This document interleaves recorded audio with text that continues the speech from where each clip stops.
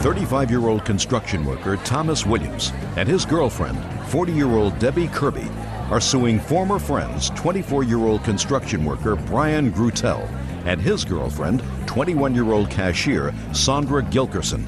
Thomas and Debbie say the young couple owes for a loan to keep Brian out of jail.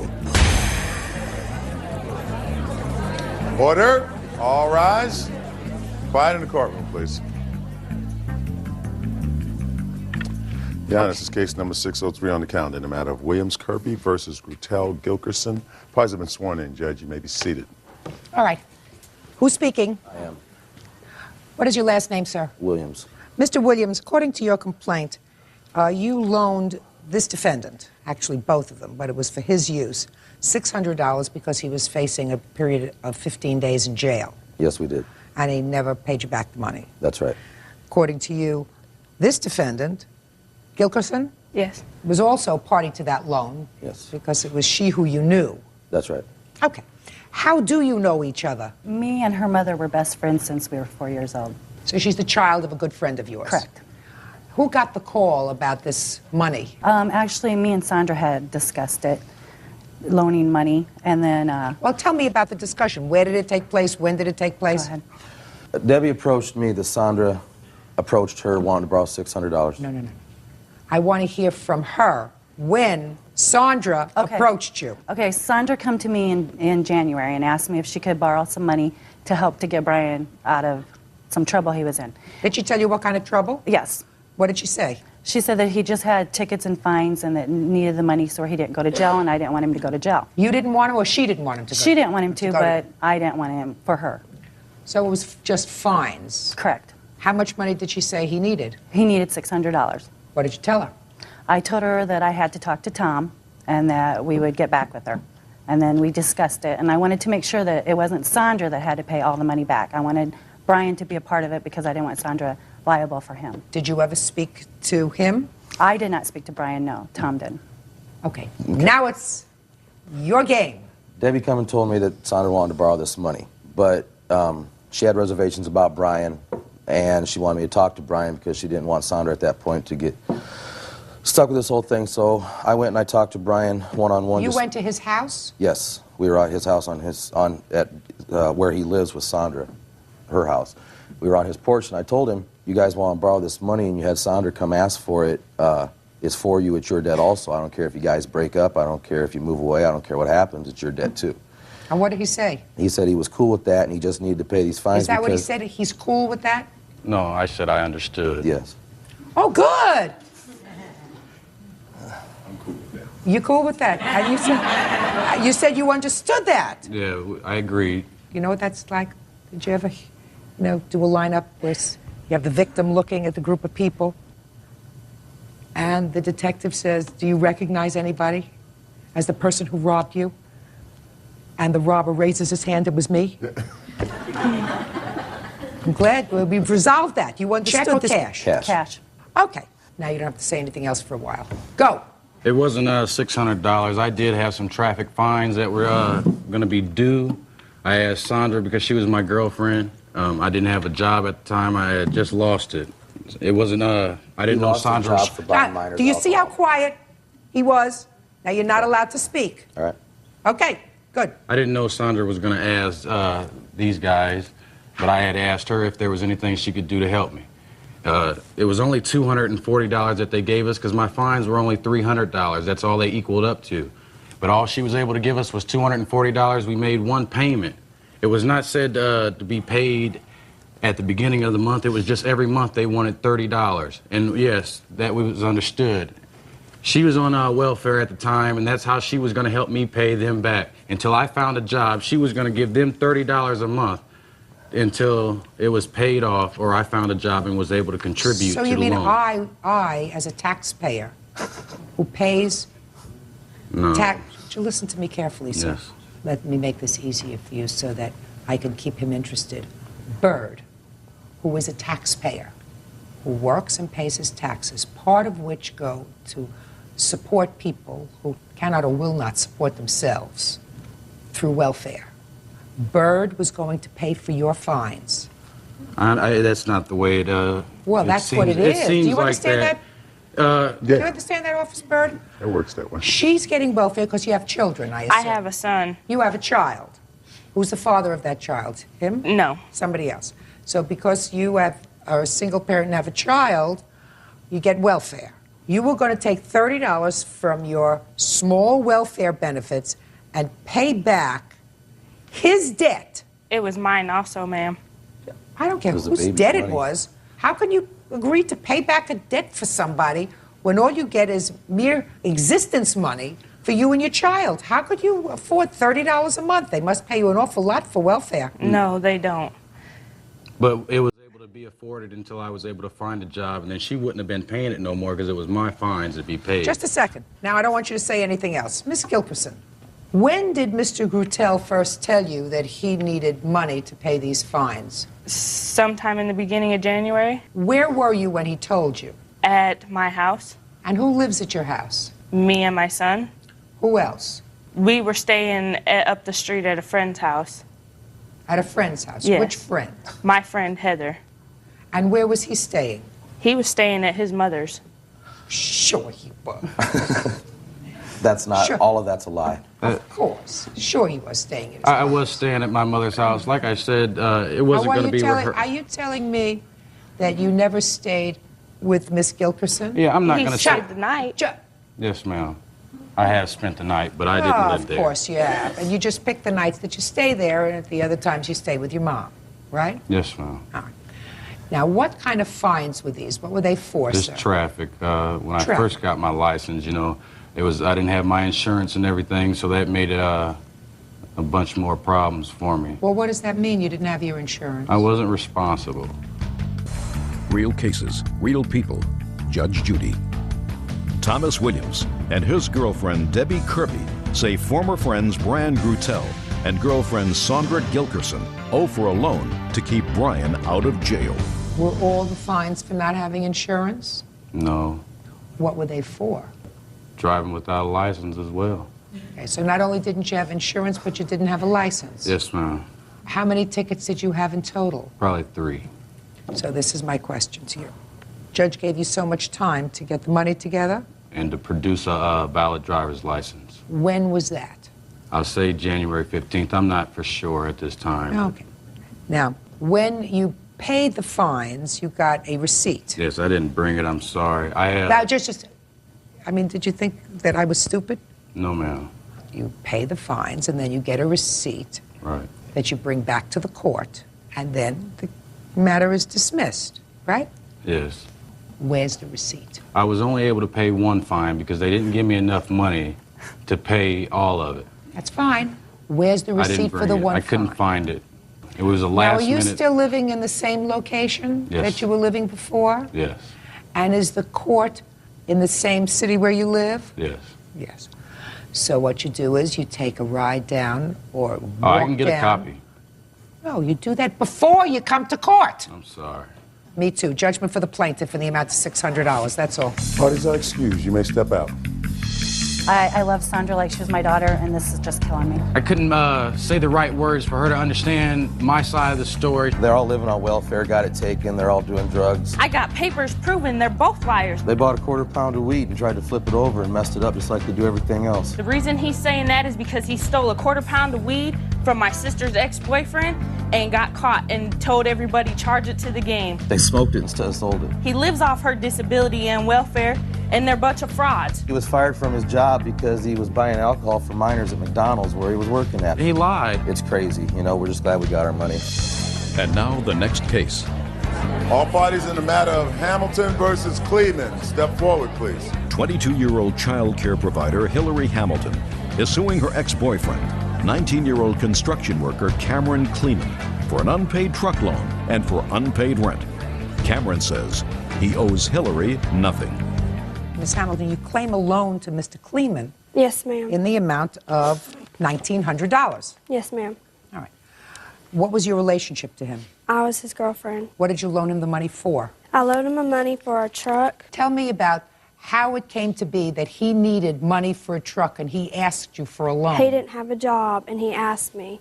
What did he say? He asked me if he could have some money to buy a truck so that he can get a job. Were you living together at the time? We were getting ready to live together. I'm pregnant with his child. Where did you get the money from? My income tax. Your income tax refund? Mm-hmm. So when did you give him the money? I wrote a check out to the Ford company where we got the truck, and And how much was the check for? $1,500. Okay. And you acknowledge that she gave you $1,500. Is that right, sir, towards Yes, the down ma'am. payment of the truck? Yes, ma'am, she did. Okay. Now, you tell me your version, sir, of how and why you got this $1,500. The conversation between me and her of Yes. it being a loan never arose. She never said it was a loan. She, you know, Well, what do she you think just- it was? Well, I mean, we were together at the time and everything else, you know. I mean, she put the money down for our apartment to move in together. She put the $1,500 down for the loan on the truck. She co-signed for me because I didn't have good enough credit to be able to facilitate a loan. And so, I mean, it never became a loan until she moved out of the apartment we were living in, and she came to me and asked me what I was going to do about owing her the money. And my reply to her was, I don't owe you any money.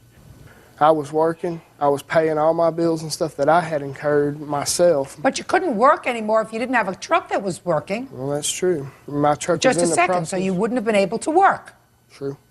Mr. Kleeman, I want you to put aside the issue of a contract with her for a moment. There came a time when you no longer were living together. You moved into an apartment, which is the other part of your claim, that you laid out his half of the rent, $400. Yes, ma'am. What caused you to separate? He was dating another girl while I was living there with him. That's not true. Just a second. And how long had you actually lived together in this apartment? 11 days. Who was supposed to make payments on the truck? She provided the $1,500 down. I was supposed to I had a promissory note signed to pay $500 within 2 weeks of the time of the loan was signed and everything. And I'd talked to Victor, the guy at Marshall Mize Ford there in Chattanooga, and told him that I wasn't going to be able to make it because I had to go with my father out of town. So what happened? I gave them $250 in a money order, and then I paid them, it was $278 with everything, taxes and all. Okay, so you had the truck for about 2 weeks before Yes, you and the plaintiff separated. Yes, ma'am. What happened to the truck? About a week and a half after she had moved out, that one of my friends had wrecked the truck. What was one of your friends doing driving the truck? And taking one of my other friends to work because I was in no shape to drive. Why? I had pneumonia. I couldn't even get out of the bed. Did you have insurance on this truck? I had liability, and that was it. So somebody wrecked the truck. Yes, ma'am. Now, who's responsible for all the payments on the truck? I was, me and Miss Hamilton. Did you pay for it? Yes, ma'am, I made every payment up until the week it got repossessed. What do you mean it got repossessed? I thought it was wrecked. It was wrecked, yes, ma'am. And was it still drivable? Yes, ma'am. So what you're saying to me, sir, is by the time they repossessed the truck, it had already been damaged by a buddy of yours, and the total purchase price of the truck was what? I believe it was $9,000. You owe to the credit company a whole bunch of money. No, ma'am. Supposedly, Miss Hamilton here, from what she's told my mother, she's found somebody to purchase the vehicle. They're going to get it fixed and everything else, and they've taken over the loan on the vehicle. Is that right? The truck's still at Marshall Mize Ford. It's still sitting there. But I do have the paperwork on the truck where nothing's been paid on it except for what I've paid. How much have you paid? $1,500. Only the $1,500. So you didn't make any monthly payments on Yes, the truck? ma'am. I made the $500 promise. I'm not talking about the $500. That was the No. down payment. When did your friend have an accident in the truck? Okay, she moved out, I believe that was Friday. It happened the following Sunday. Okay. And weren't you supposed to make a payment in March? Yes, ma'am, I was. Did you make a payment in March? I didn't make the first weekly payment. It was set up on a weekly plan. I did not, Why didn't you make the payment? because I had totally forgotten about it because I had made the $250 payment, and then I turned around and made another $278 payment, and I'd totally forgotten about it. Well, the guy at Marshall Mize All right, so called. let's figure out what you did. Let me tell you all the problems that you had. First of all, you're supposed to come up with the other money after she put down the money, and you had to go out of town with your father. Right. Then you let somebody else drive the truck who had an accident. Yeah. Then you didn't make the next payment that you were supposed to make on the truck in March because you totally forgot about it. Yes. You're a pretty irresponsible person. Well, I mean, the thing about it is I forgot about the weekly payment. It was set up on a weekly payment plan. You forgot? Yeah, I forgot. And the man from Marshall Mize called me. Don't tell me the man from Marshall Mize full of. Not interested. You owe her $1,500.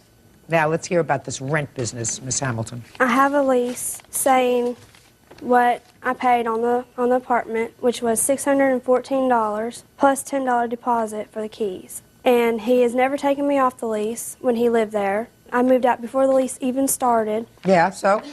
You signed the lease. What do you But I want? wasn't living there. I don't care. You signed the lease. You're supposed to use your brain and think.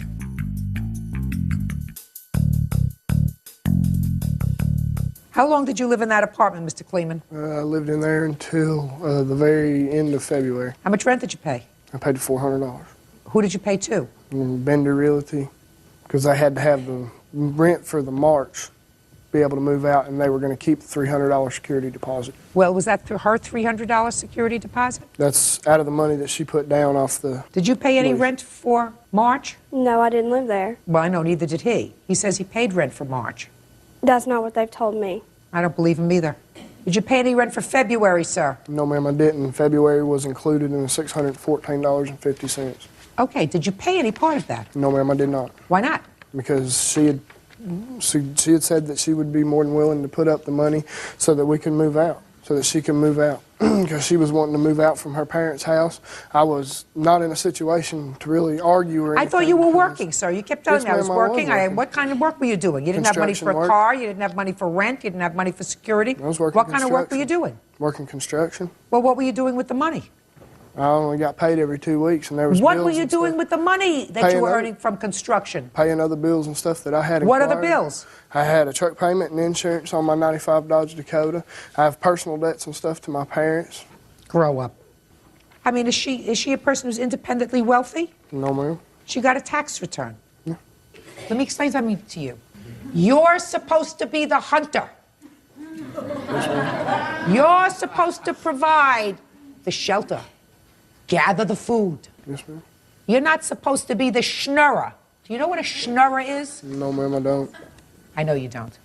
A schnurrer is the Yiddish word for taker. Somebody your size isn't supposed to be a taker. They're supposed to be responsible. Responsible for their own transportation, responsible for their own housing. She wasn't even asking you to take care of her. She was just asking you to take care of yourself. Judgment for the plaintiff in the amount of $1,807. That's all. Parties are excused. You may step out. Yeah, this is case number 533 on the calendar in the matter of Ellis versus Ellis. Parties have been sworn in, Judge. You may be seated. Ladies have seats. Mr. Ellis, Yes. this is your mom? Yes. How old are you, sir? 24. I see here that you have children. How many children do you have? 4. They all live with you? Yes. You hesitated for a minute. What does that mean? Nothing. Just nothing.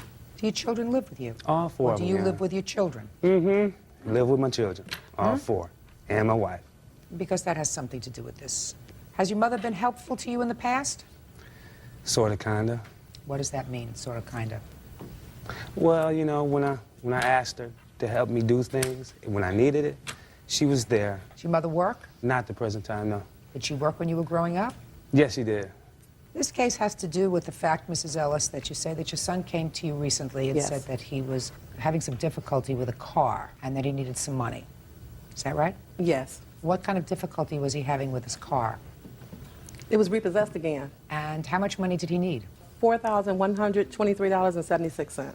And I gather from your complaint that you weren't anxious to give him that money immediately. Is that right? That's true. Why is that? Because, like he said, I've helped him in the past. I'm always there for him. And the money that I would help him with, I would give it to him from my savings. It was my money.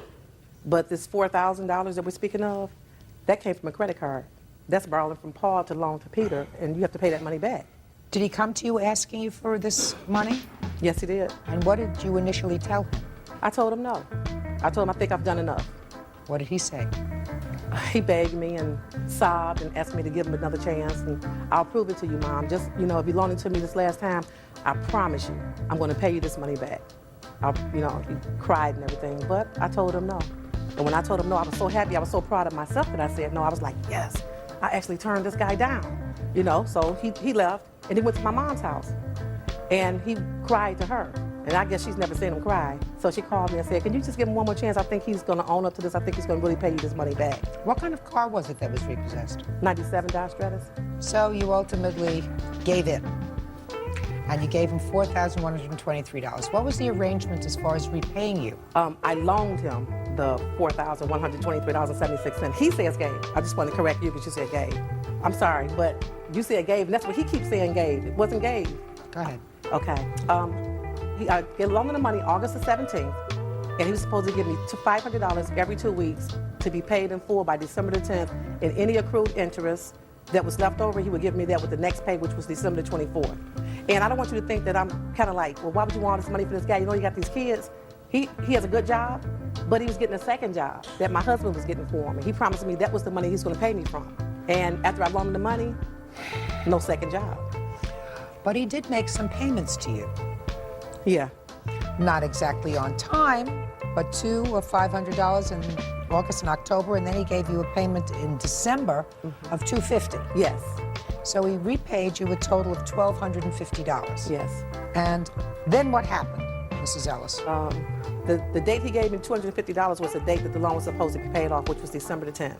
He gave my sister the $250 and told her to tell me he would give me the rest of the money with his income tax. He got his income tax and no money. Did you call him? Yeah, but I was harassing him when I called him. Well, what were you saying to him? I need a payment. I need to pay this credit card. And he would tell me, you know, I got kids over here I got to feed, and would give me the rundown of the things that's going on in his life, but never mind what's going on in my life. And then there came a point when he's told you that you couldn't see your grandchildren? Yeah, every time he gets mad at me about something, he holds those kids hostage. Every time. Every time he gets mad at me about something, I cannot see those grandkids. How many grandchildren do you have? 3 from him. I have 5 total, but I have 3 by him. I thought he said he had 4 children. He has a stepchild. And did you see your grandchildren regularly before all this happened? Have you seen them? Whenever he wasn't mad at me. Have you seen them recently? No, I haven't seen. The last time I saw the kids were in January. All right, Mr. Ellis, now I'll hear from you, sir. All right. Oh, well, I need the money. Because, you know, I had this, like back in 1999, she bought me a car. It was a piece of crap, broke down on me. And then, you know, I saved up some money. I said, look, I need help to get another car. So I asked her, I said, could you help me out get another car? She was like, no, no, no, no. So I went and got the car on my own. Then, you know, I got in these financial situations, these bonds. You didn't get the car on your own. Shh, Mrs. Ellis. He didn't get the car on his own. Hey. Just a minute, just a minute, I'll get back to you. So I went and got the car on my own, and then, you know, and then I was like, I found going to these financial situations. And then I came back to it when my car got repossessed. I said, I need you to help me get my car to repossession. You know, I begged and I pleaded. Yeah, I cried too. Because it hurt me. You know, I was real hurt. What were you hurt about? It's a car. No, I was hurt because, you know, this is my mom. I'm like, you know, she should have been there for me faster. But, you know, nevertheless, nevertheless, she was there in the long run, and I got my car out. She say she, well, supposedly loaned me the money, but, you know, she gave it to me because she rightfully, you know, she owed me it, buying me that junk car. Real cases, real people. Judge Judy. Chrysynthia Ellis says her son James Ellis owes for an unpaid loan. James says he's got 4 kids to support. Go ahead. And then, you know, I gave her, I think, $500, $250, you know, to help her out, you know. What do you mean to help her out? Help her out I mean to help her out because she gave me the money. You know, I'm just helping out. I'm saying, look, you know, you ain't working, and here's some money to help you out.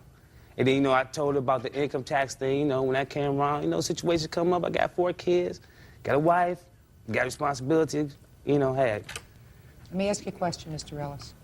So you have 3 children. Mm-hmm. How old are your 3 children?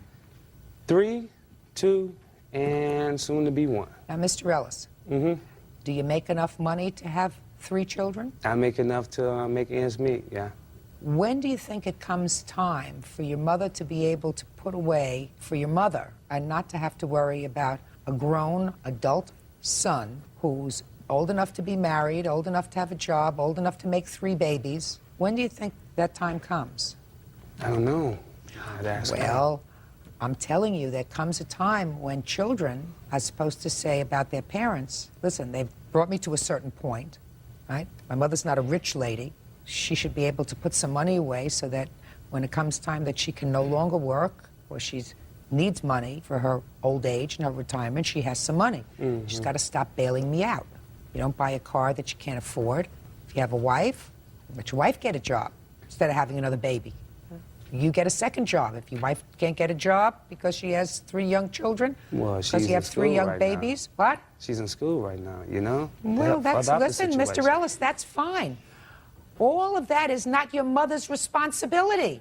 All of that is your responsibility. Well, and the fact that your mother, let us assume that your mother bought you a car in 1999. 1999 wasn't so long ago.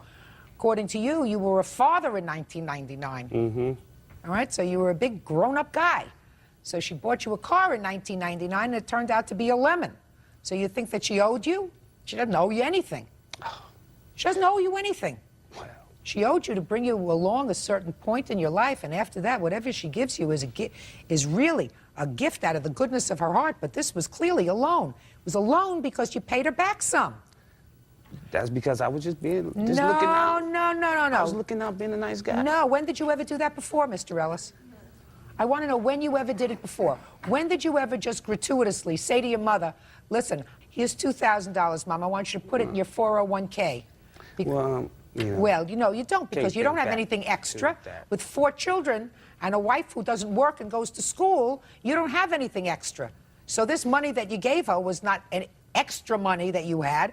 It was money that you owed her. Then she started to bug you about it because she's getting the bills every month and the interest is going up, and it's on her credit card. And then you had the gall to say to her, you won't see your grandchildren. What kind of business is that? Why do you punish them? It wasn't good business at the time. Why do you bring your children into it? What kind of a father brings their children into a dispute like that? And I'm just saying, she's getting mad at me. I say, hey, can't see the kids. Well, but I'm asking you, Mr. Ellis, does that sound like a mature thing to you? Wow. Does that sound like a grown-up thing to you? Well, you know, your children enjoy their hey, quiet, I'm speaking. You know, your wife may find you amusing, I don't. Your children enjoy seeing their grandmother. Why would you, as a good father, want to punish your children? Because she's punishing me by harassing me about the money. So, you're prepared to punish your little children because you don't like the way your mother is treating you. Is that what you're telling me? Is that what you're saying to me? Well, yeah. Yeah. Judgment for the plaintiff in the amount of $2,873. Grow up, especially before you have any more babies. Parties are excused. You may step out. It was given, and she want to say it was a loan. You know, it's just like a big conspiracy against me. You have to crawl before you walk. He didn't want to crawl, he didn't want to walk, he wanted to fly, but I got mine in the end. And now the next case. All parties in the matter of Akers, Buttrey versus Hill. Step forward, please. 24-year-old student Christine Akers and her fiancé James Buttrey are suing 42-year-old photographer Greg Hill for a refund of the deposit on their wedding photos. Christine and James say Greg botched the delivery of their engagement pictures, and they don't trust him. All right, who's going to do the talking? Both of us. No, I have a feeling you are. Okay. You folks are engaged and planning to get married next month. Yes, Your Honor. According to your complaint, you hired the defendant to photograph your wedding. And he took some engagement pictures and promised them to you in a couple of weeks. A couple of weeks turned into a couple of months. Yes. Didn't get the pictures. And you don't want them anymore. You want your deposit back? Yes. And some other damages, which you're not going to get. Forget the aggravation. You didn't have the aggravation because you didn't have him take your wedding pictures yet. When did you hire him? We hired him on September 17th. Did you sign a contract? Yes. Do you have a copy of the contract? No, I do not. No, Your Honor. We never received one. But you signed it? Yes. Your Honor. That you got through the mail? I got it the day that we took the engagement session pictures. So when I saw him, I signed it, handed it to him, and he replied that he would get me a new one in the mail. And he did not send one he back? did not, no. And how much a deposit did he take from you? We wrote a check for $614.44, which we were told was 1/3 of the total amount of our photography. For the entire wedding? For the entire wedding. Okay. So on September 17th, you hired him and took the engagement pictures? No, we took the engagement pictures on October 6th. When did he say you would get those proofs back? We would get the proofs back within When did he say you would get the proofs 2 back? weeks. Okay. What happened after 2 weeks? Then you get into the third week in October. What happened? After about the 4th week, we tried to contact him, and we contacted him for the next 7 weeks. Reached answering machine. He would return at a house when we asked to return to work and that type of thing. What did you say on the machine? We just want to know where our pictures were, and you said you would get them to us in 2 weeks.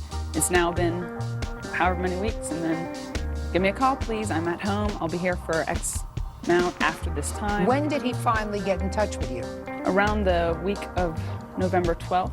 And what did he say? Well, actually, we spoke to Mrs. Hill. She said she would try to get the pictures out by Thanksgiving because we were leaving to go see family. We wanted the pictures before then. And did she get them to you by Thanksgiving? No. When did he finally get the pictures to you? We finally got the pictures hand-delivered to Jimmy's work. On what date? November the 27th, Your Honor. I had tried to reach him prior to Thanksgiving, left messages requesting that he did not put the pictures in the mail, that we would come to his house and pick them up before we left to go out of town. Left numerous numbers for him to reach me. When I got home that day, there was a message on my machine saying that he was going to put them in the mail that evening and we would receive them before the Wednesday prior to Thanksgiving. I immediately called and asked him to not do that. We would come get them. So he came and actually brought them to you? The Monday after Thanksgiving. Monday after Thanksgiving? Yes, Your Honor. I called the Wednesday we were about to leave, the day he told us we would have the pictures by. I left a message saying that, Your Honor, we are leaving to go out of town. We wanted to get our pictures by today. This is why we asked you not to mail them. Could we, trying to reach him to maybe come by and pick them up on our way out of town.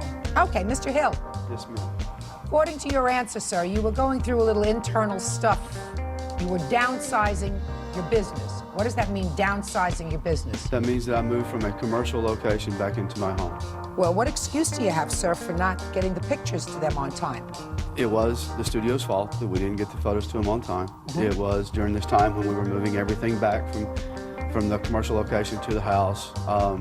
It was miscommunication between the people in my office and myself. Their phone calls were returned on more than one occasion. Yeah, but they didn't get their pictures. They did eventually.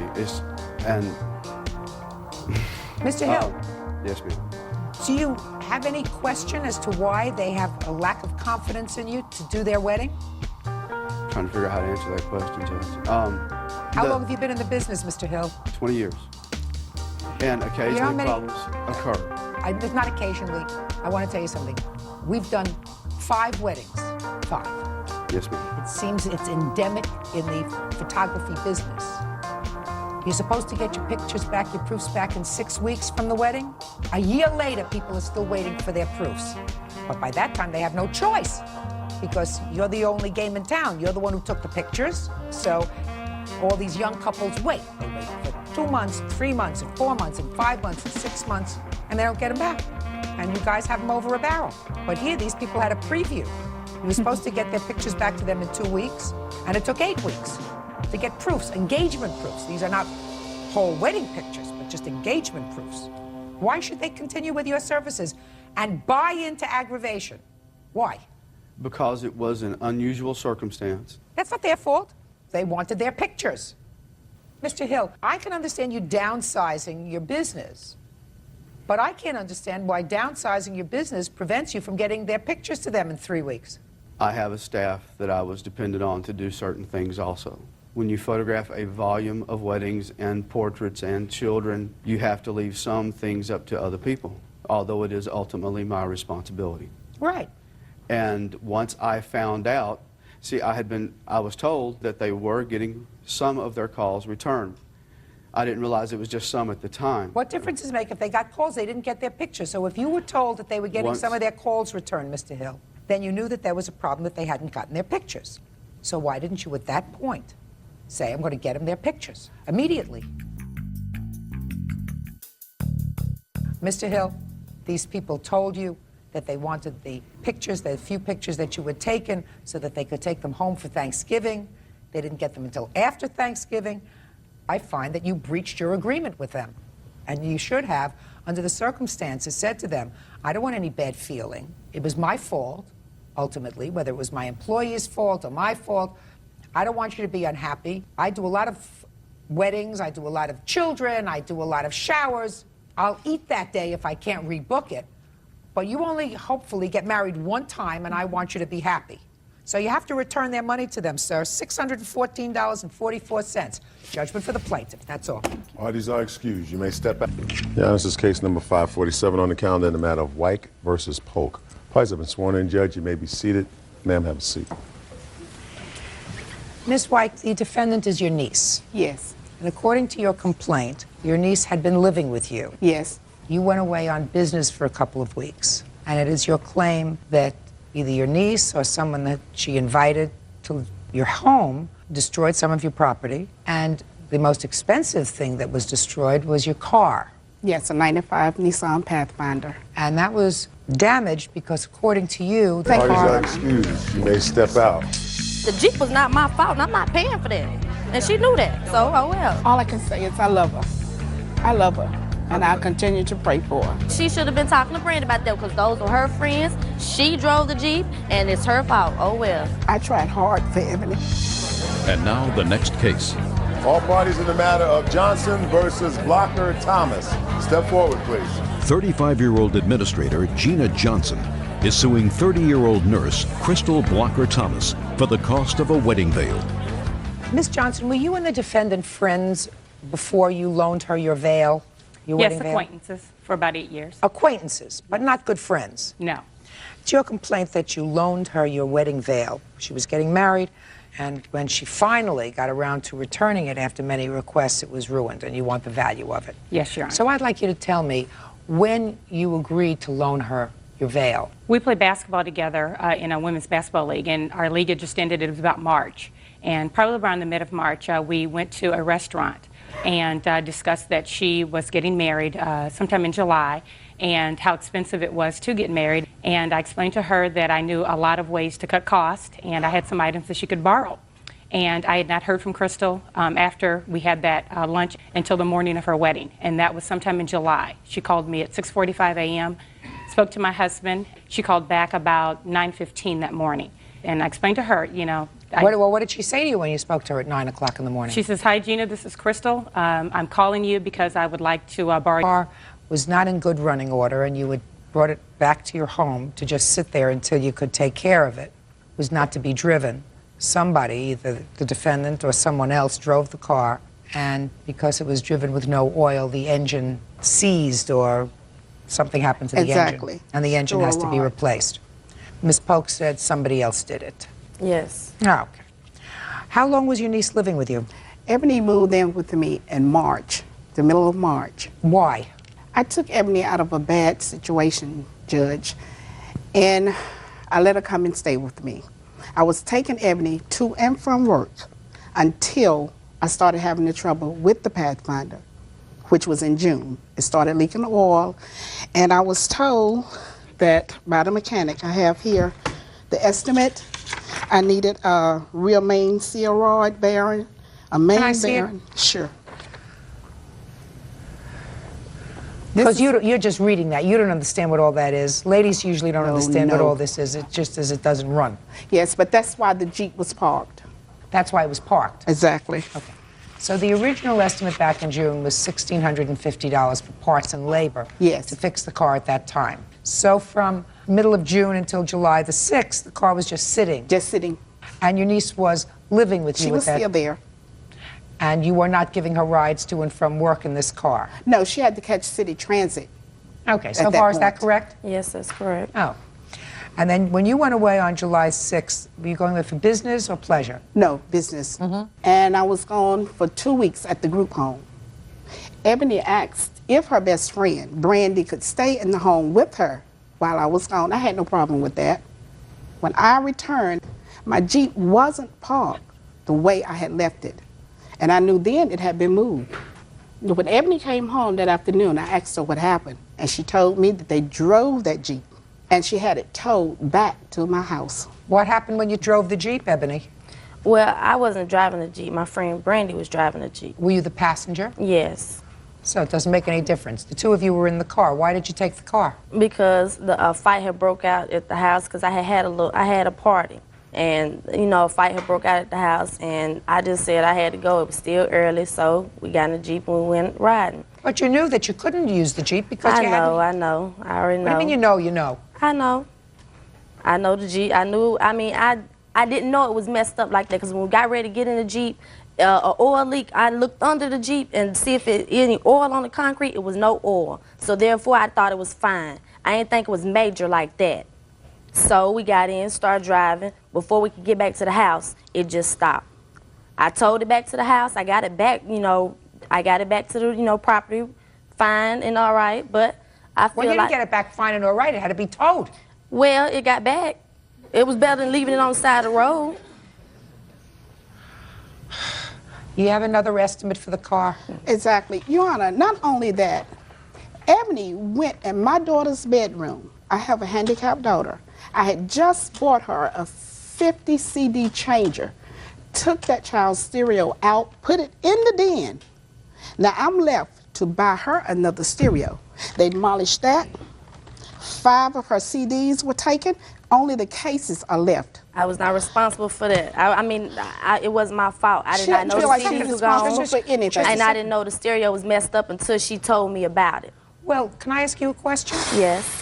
What kind of fight broke out in the house? Well, it was a little scuffle, and when the scuffle happened, I told everybody they had to go. Well, how many people were everybody? It was only meant to be a few friends, few of Brandy's friends. It ended up being about 50, 60 people, and I knew that wasn't even gonna work. So I told everybody they had to go. She didn't have permission to have anybody in my house. Well, listen to me. I have here. You made a big mistake. Yes, I did. Yes, I did. I admit I did. How old are you? 19. Okay. I feel like it's not my fault. I ain't had nothing to do with it. I wasn't driving it. I feel like I shouldn't have to pay for it. Well, what about the carpet and the furniture? The carpet. Don't answer her yet. I'm still adding. I'm sorry. Let us assume that the damages, Miss Polk, that your aunt is claiming to her carpet, to the CD changer, the CDs, which she has itemized at, well, it's less than $44.23. It's less than that because I'm deducting the original $16.50 that you were going to be charged to fix the car. Let us assume that all of that is correct. Carpet got stained because somebody spilled wine on it. I offered to clean it though, but she had a little attitude. I told her she had to wait till I got paid. But if she couldn't wait, she had an attitude. I got a mop and bleach and I tried to get it up. It was some stains, but I told her I was gonna get the stain cleaner. She couldn't wait, oh well. Where are you living now? I stay with my friend. Good. Thank you. Real cases, real people. Judge Judy. Rita White claims her niece Ebony Polk owes for the cost of a car engine and damage to her home. Rita says Ebony has a bad attitude. Go ahead. Your Honor, I have here where I had my carpet and furniture cleaned. I have the receipt here. I've already paid for that.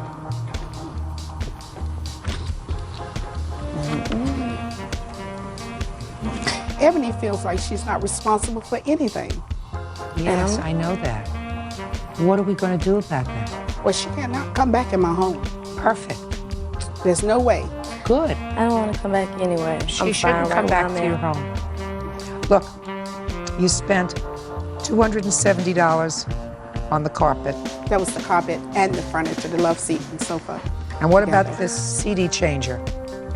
Yes, that cost $279. Do you have a bill for it? No, I don't have that. The original price was like $319, but it was 6 months old because I bought it for her 25th birthday. That was not my fault. Well, whose fault was it? Tell me. The gentleman who was in there who started the scuffle. But I didn't tell. Just a second.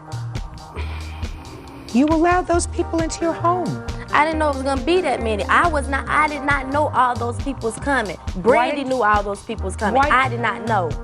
It was only supposed to be a couple of people. Those was Brandy's friends. She is suing the wrong one. Why didn't you call the police? Because. Why? What's a because? Why? They were already gone. I didn't know who it was. Listen to me. Some people are helpless. Some people are hopeless. I am not hopeless. Hopeless. Not helpless. Hopeless. Waste no more of your energy. You tried to do the right thing, didn't get there, doesn't get the message. She's got the attitude. It's never going to go away. You try to be a nice person. You said, invite your friend over. Don't stay alone. She abused your trust. She has no sense of right and wrong. She's 19 years old, so she's still young. But with that kind of an attitude, she's never going to change. Wash your hands and say, finito. And concentrate on your children, concentrate on your job, concentrate on what you do, concentrate on the fact that she owes you $3,038. Judgment for the plaintiff. Borrow your wedding veil. You remember when we had the conversation about borrowing the veil? And I said, yes, I do.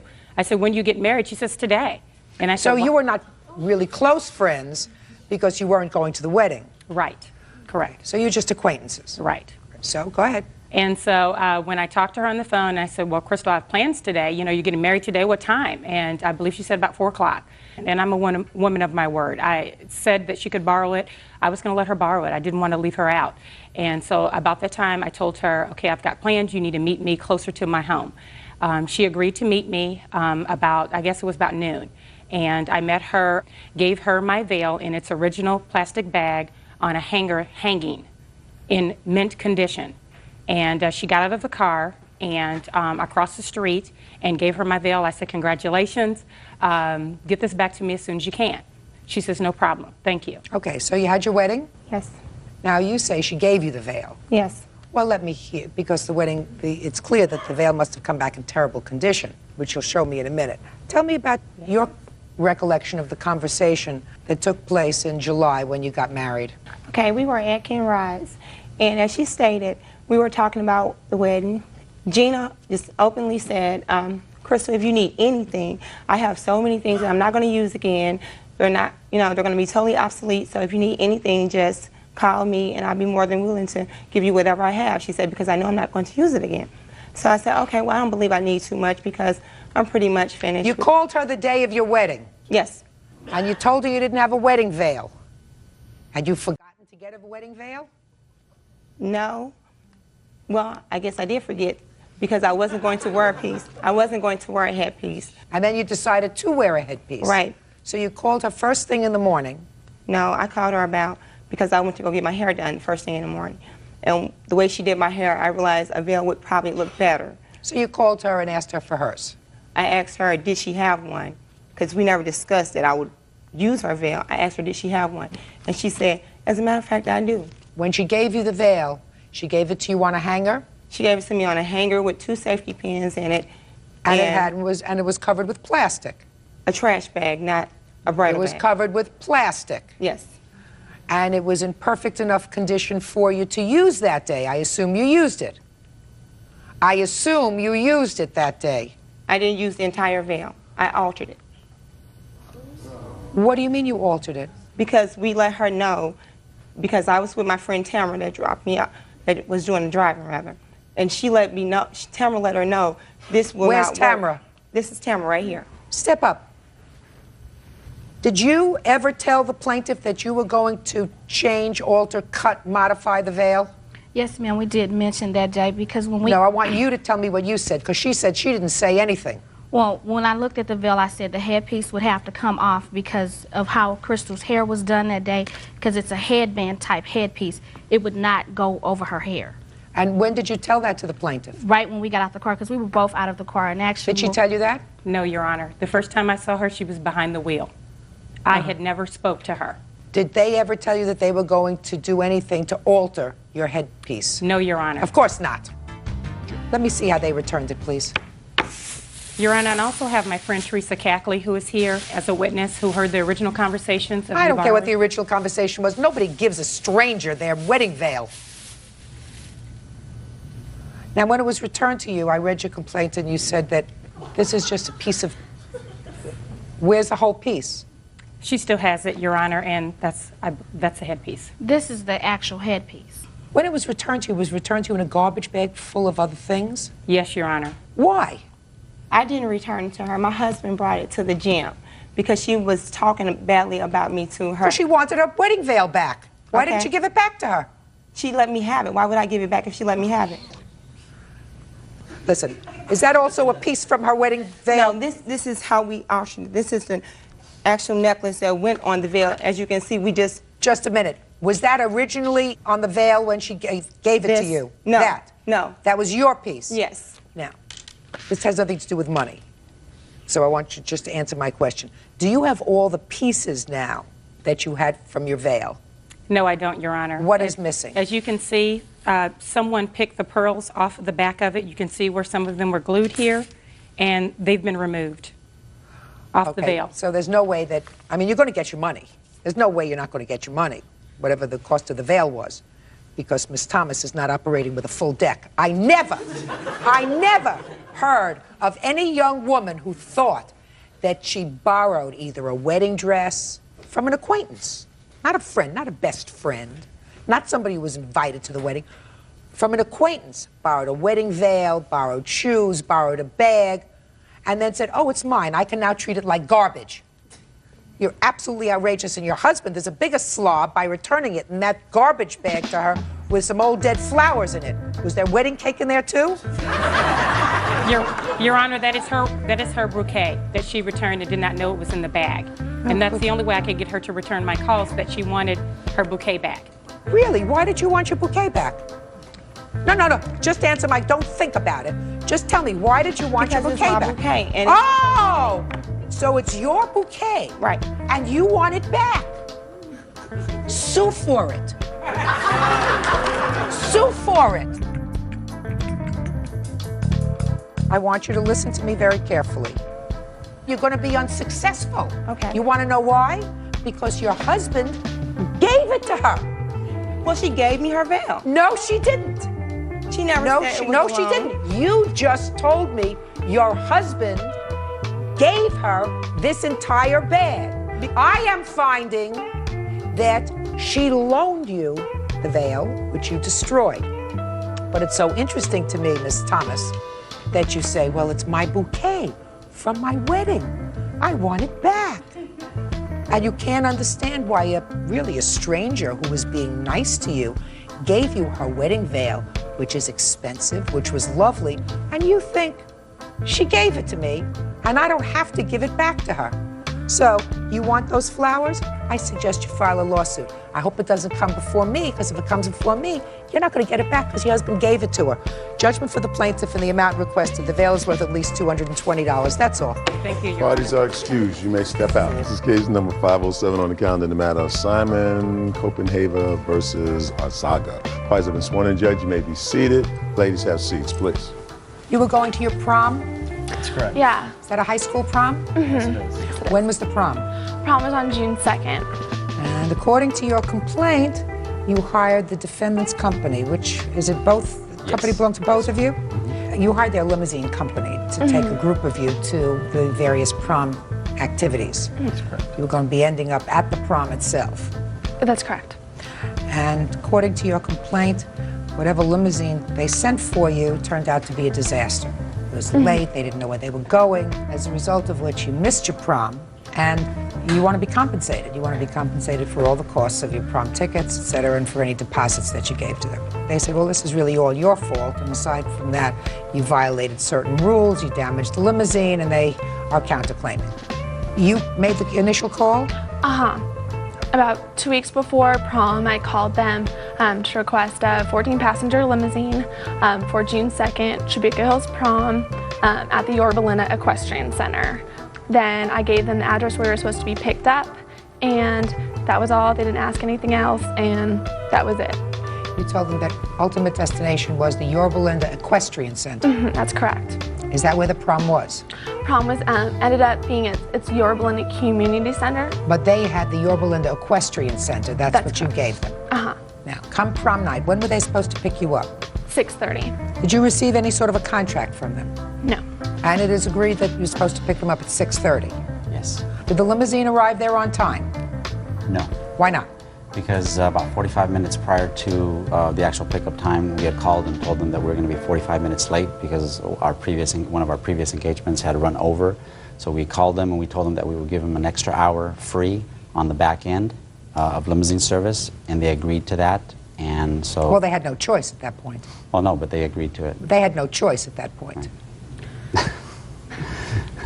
May I say something, Your Honor? Just a second. Okay. So whether they agree to it or not, which is something that I doubt, because they're all dressed up and ready to go to the prom, and you call and say, we're going to be late because we didn't gauge our time properly, that's the wrong thing to happen. Absolutely.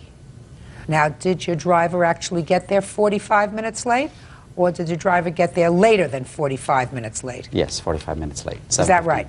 Well, actually, about 6:50, no limo would show up. We never got that phone call.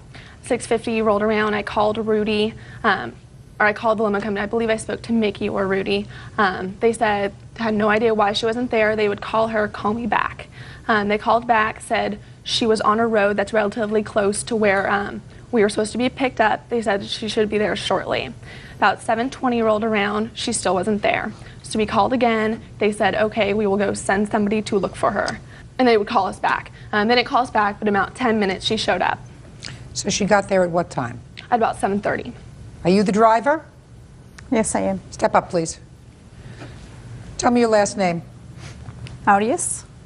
Miss Arias, can you tell me why you were an hour late? We were running the limousine for other people. Where were you going? They got a Where were ceremony in the Where church. were the people that were occupying your limousine? Where were they at 6:30? They were over a little, almost 30 minutes, so that's why we were. I don't understand what you're telling me. The other company, the other people that were in the limousine, the reason we were 45 minutes late, not an hour late, is It was because not. It was not an hour. the other party had, taken longer than they had originally told us. So that's why we called, and we called them. She said you didn't call them. We did Who called them? We did. Rudy did. I did call. You placed a call to them, or you called them back when they said she's not there? I placed a call to them to tell them that we were going to be late. Who did you speak to? I spoke to one of the mothers. I'm not sure her name, but one of the mothers answered the phone. Well, this was a very important event. You folks were not doing the right thing at all. So whether you got there at 7:20 or 7:30, that's still an hour out of their time. Now, where were you scheduled to go at that point? And next we're going to a major restaurant about 15-20 minutes away in Irvine. And did you have a reservation? Yeah, we had to change it the whole time. We were calling to find out when we were going to be picked up. So we changed our reservations till 8. We left at 7:30. It's only about 15-20 minutes to get there. She got lost on the way there, got off at the wrong exit. Okay. One of the people in our limousine actually lived in the area, so he helped direct the driver to the restaurant, and we got there eventually. How long have you been driving? More than a year. How come you got lost? I didn't get lost. No? They said you got lost. How long did it take you to get to the restaurant? 25 minutes. What time did you get to the We restaurant? got there about 7:55 or 8 o'clock, so it was no problem. Fine. On the way actually to the restaurant, we saw a man in the other car in a Lincoln Continental, and he was yelling at our driver. We just thought it was somebody with road rage. Later, we found out that's one of the owners who, I guess, went to find the driver. Who was lost? Yes. So I guess she said, oh no. We figured out that it was the owner because she said, no, I'm going to go talk to the owner, and there was the angry man from the freeway. She wasn't lost. The thing is that Rudy was in the area, so he basically Went to look for her. No, he was already in the area because he had finished another run. He was already in the area. He wanted to get them to the restaurant as quickly as possible because we were already 45 minutes late to start off, so we figured the best way to do it Their was reservation was at 7 at the restaurant. 7:30. It only takes 15 to 20 minutes to get there. You were supposed to get picked up at 6:30. So I assume your reservation was at 7. Exactly.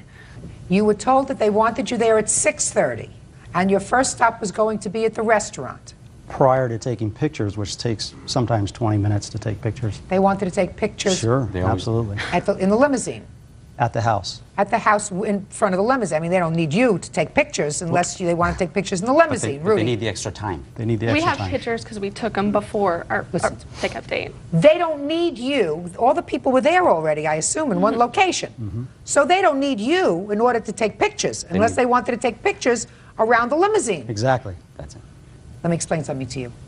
On your best day, you're not as smart as I am on my worst day. Okay?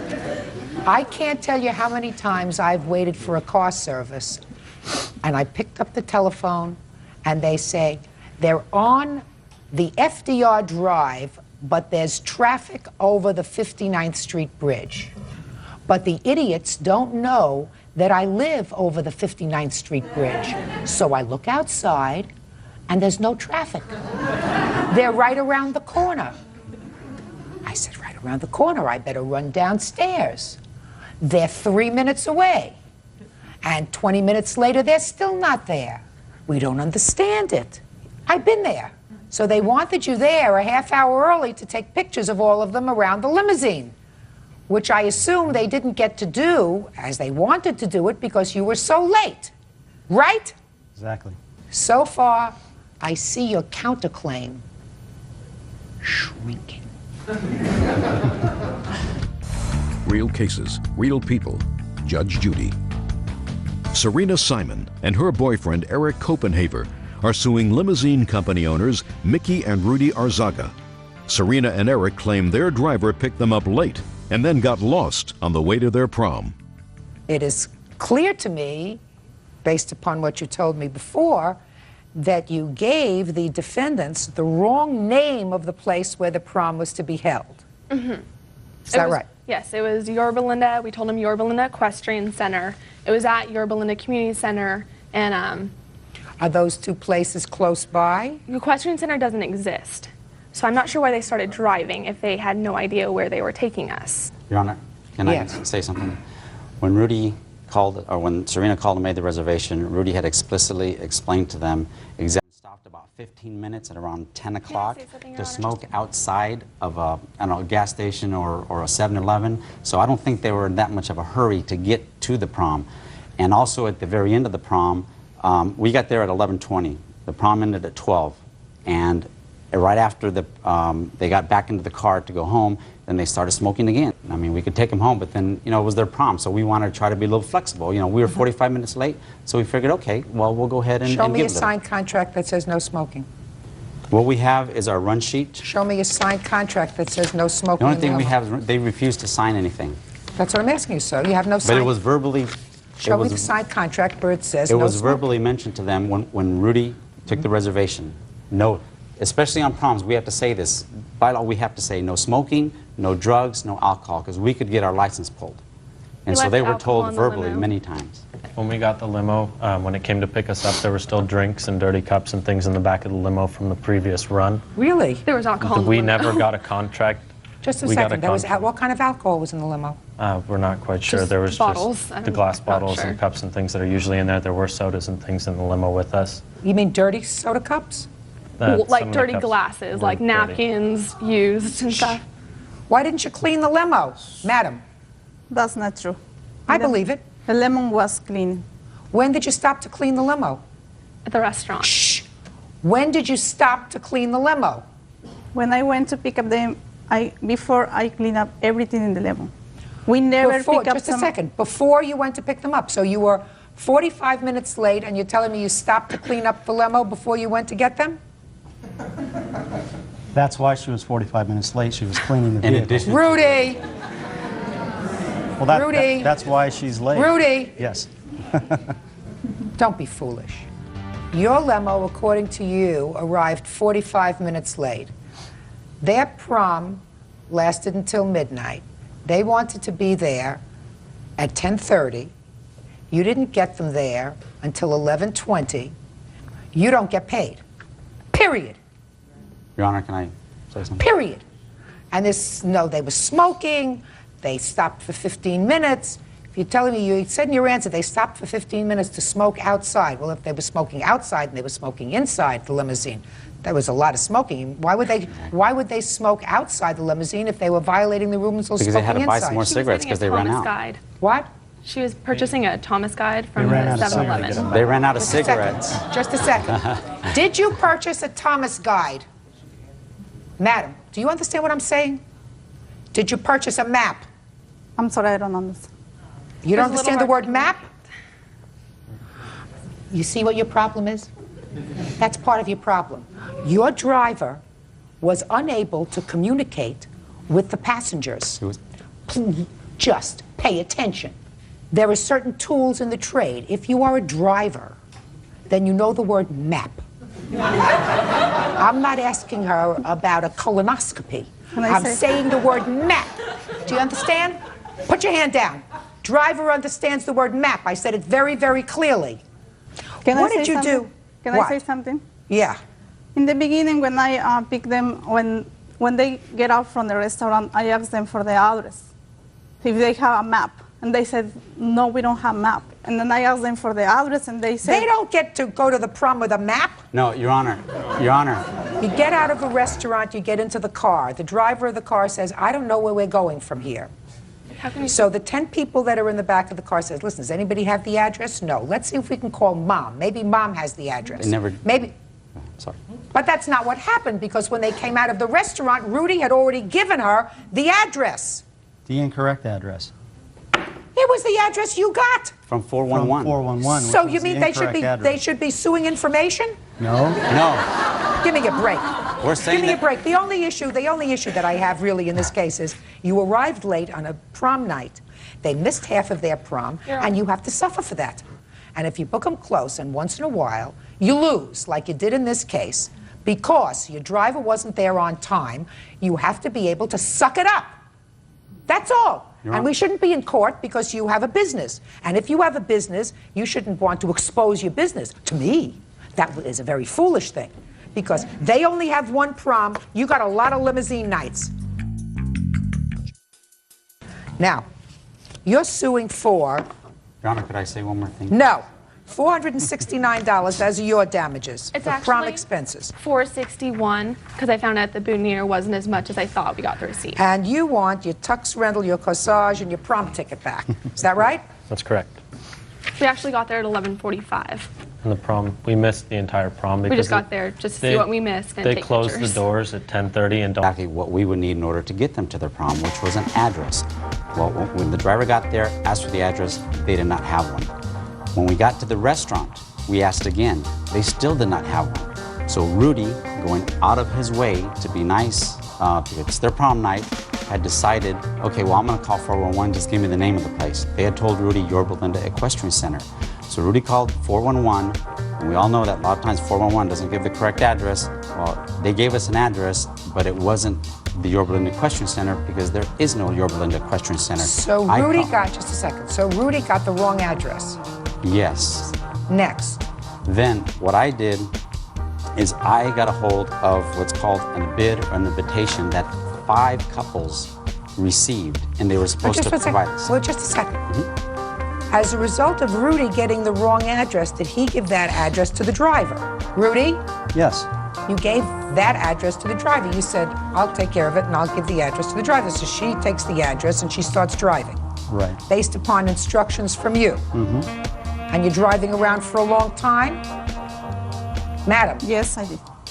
Well, there were a couple things that happened between the time they left the restaurant and got to the prom, because a couple things that were happening throughout is that they were smoking, which they weren't supposed to, because they knew that there were fines involved, but they continued to disobey our policy. Smoking in the limousine. Right after they got in the limousine, right after the restaurant. And don't let anybody else in. And we arrived at 11:45 with 15 minutes left in prom, and They don't hardly stop you when you come there at 11:45 because everyone's starting to go outside where you're not supposed to go during prom. We got there at 11:20. They wouldn't have let us in. Got there at 11:45 because who goes to prom? Where did you go after the prom? We went straight home. went straight home. We got lost on the way. We went home. They tried to give us the contract once we got back home that we were supposed to get at the very beginning of the night and have us sign that, and we all refused. We're not going to sign when we're like we almost in tears. basically wasted an entire night. So basically, they don't provide us with an address, which we don't know how to get to a location unless we have an address. You're the professionals. We asked them for an address. How do we know where to go? You are the professionals, sir. You don't, you keep wanting to get abused. You are the professionals. You're dealing with a bunch of high school kids who told you this is the address of the restaurant that we're going. Hey, this is the address of the restaurant that we're going to. And we got there because they gave us an address. An hour late. But we got there. An hour late. Because we had someone who lived in our line. An hour late. And then your driver, who should have said to you before the run, I don't have the second place where we're supposed to go. And I have a feeling she doesn't know whether she's a foot or horseback. She starts going where Rudy told her to go. In any event, she gets there 15 minutes before the prom is over. You've, in effect, ruined their evening, and you're going to pay him $647. And as far as smoking in your limousine is concerned, suck it up. Party's on too. You may step out. Now, this is case number 592 on the calendar, the matter of Fox versus Rita Ann Turner. Parties have been sworn in, Judge. You may be seated. Ladies, have seats, please. Miss Fox, your car was stolen. Correct. When was it stolen? It was stolen October 6, 2001. And from where was it taken? From our apartment complex. What kind of car was it? It was a 1990 Toyota Camry. And somehow you came into possession of that car, you're going to tell me how, and totaled it, right? Yes, Your Honor.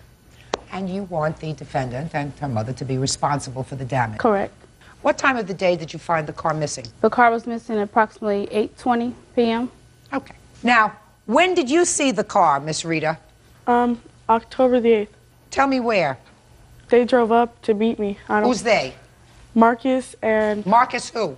Your Honor. And who else? Fallon and Renee, Your Honor. So there were 3 people in the car? Yes, Your Honor. And when you said they drove up where? I was sitting on the curb with my next-door neighbor, Laura, and Michelle, watching the kids play roller hockey. They just drove up on the side, just on the middle of the street. Yes, go ahead. And Marcus had asked me to get into the car, and I asked him, whose car is it? And he said it's his friend's car. So I hesitated, but I got in. You got into the car? Yes, Your Honor. You ever seen that car before? I saw him driving it before, like a day before. Okay. Miss Rita, I'm going to ask you some questions, and I want you to understand something. I have this crystal ball that lives with me all the time, so I know everything. So I want you to forget whatever story you told your mother. I want you to forget whatever story you told the police. Because back here, I have this little crystal ball, and I'm going to ask you all kinds of good questions, okay? You saw him driving the car the day before. Where? Around the apartments. And was he driving the car erratically? You know what that word means? Oh, Your Honor. Was he driving it crazy? Oh, yes, Your Honor. Well, not really. He was just driving fast. Yeah? Just around the apartments. We saw him drive by a couple times. How fast was he driving? I'm not quite sure. Was he driving fast enough for you to say, boy, you shouldn't be driving so fast around the apartment complex? No, Your Honor. Well, when you say he was driving fast, what does that mean? Like this? What does that mean? Like, he was just, like, driving, like, by, like, just, like, zoom, and then, like, turning around.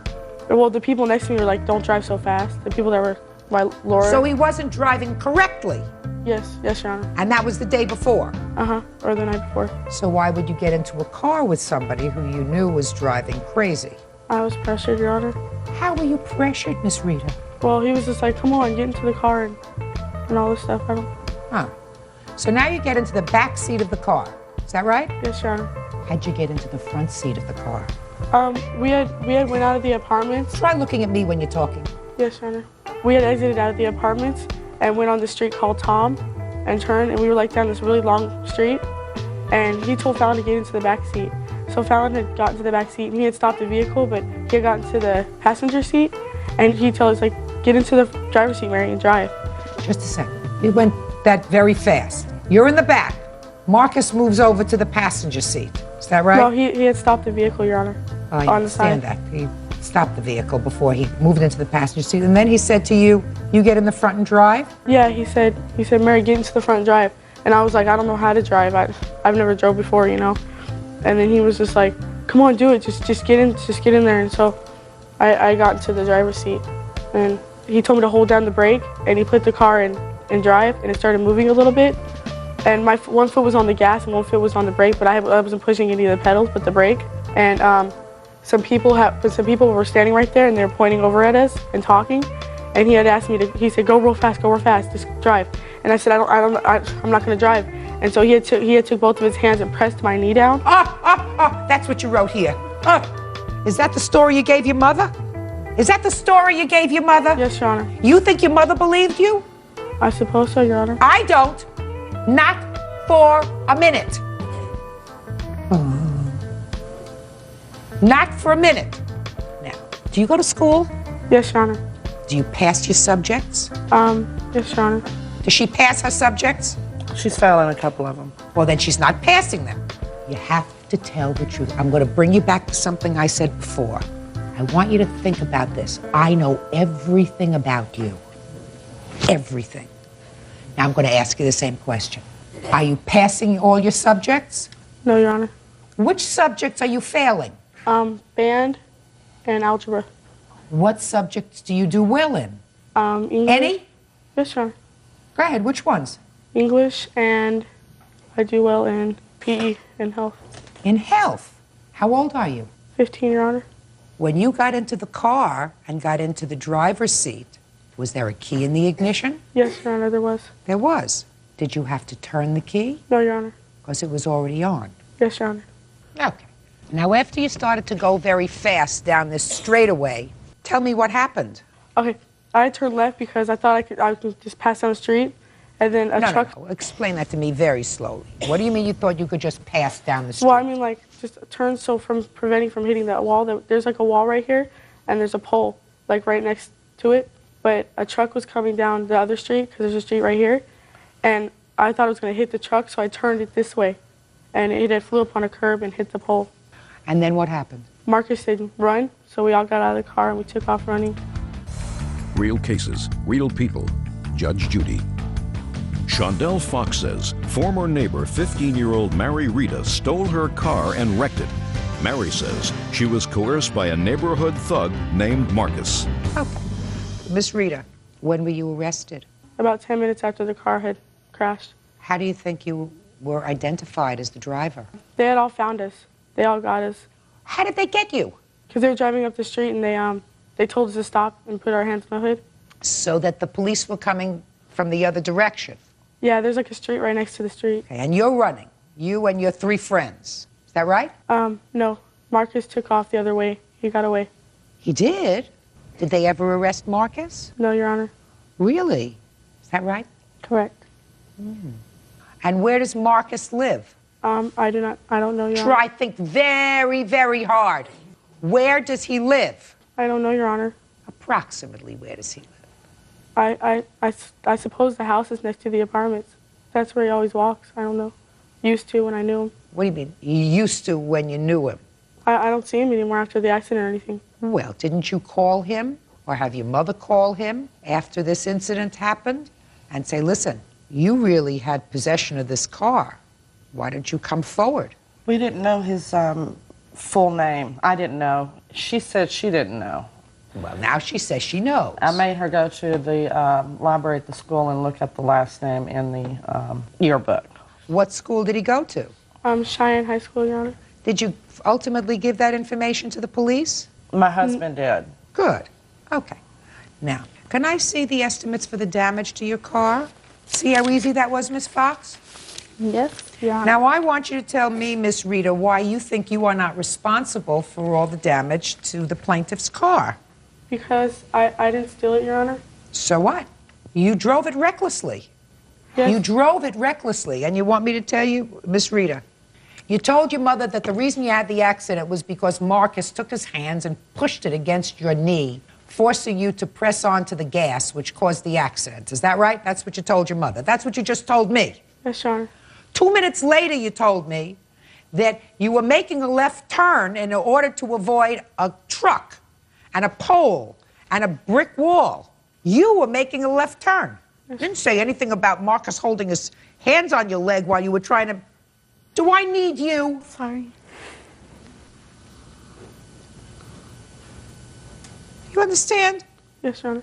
Now, if you want to go to the effort of having your parents find out where Marcus lives and suing him for his portion, if there is a portion, of the damage, if some judge believes that he was partially responsible for this, you're free to do that. Miss Fox doesn't have to chase down Marcus. You're the one who wrecked her car. What kind of punishment did you receive as a result of this? I got 247 hours community service and a $350 state fee fine. What kind of community service are you supposed to do? I work at municipal pools, cleaning. Have you started that yet? Yes, Your Honor. How many hours? I've done 123, I believe. Can I see your photographs of the accident, please?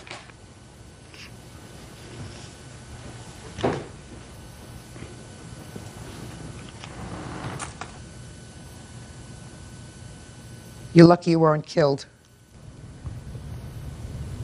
Where did you leave your keys, Miss Fox? My mother had the set of keys. Were there keys in the car? No.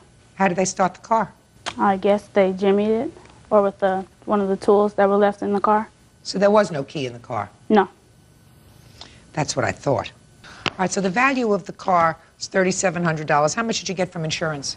From insurance, we got $1,407. So your actual losses were $2,293, is that right? Correct. Expensive mistake. Judgment for the plaintiff in the amount of $2,293. That's all. Thank you. Parties are excused. You may step out. He stole the car, and they should have went after him for it. Sometimes it's not who you're with, it's what you do when you're with certain people. I wanted her to learn a lesson by community service hours. I think that community service will not teach her a lesson. Community service sometimes is not enough. You do the best you can on raising your children. You try to teach them right. Obviously, you should know not to get in a car if you don't have a driver's license and drive it. And now the next case. All parties in the matter of Smith versus Wedhoff. Step forward, please. 45-year-old homemaker Bernadette Smith is suing 53-year-old teacher Joanne Wedhoff for running her down in her car. Bernadette says she and Joanne have a history of bad blood. Miss Smith, according to your complaint and Miss Wedhoff's answer, the two of you have a past history that goes back to the time when your child was in kindergarten. Yes. And there was some very bad feeling that arose between the two of you. You didn't like the way she was teaching your child, and there were complaints filed against her. To make a long story short, you haven't liked each other for a long time. Is that right? Yes. You claim that the defendant purposely hit you with her car while you were riding your bike. She tried to run me down. Oh. She tried to run you Yes. down? Okay. Go ahead. Let me hear.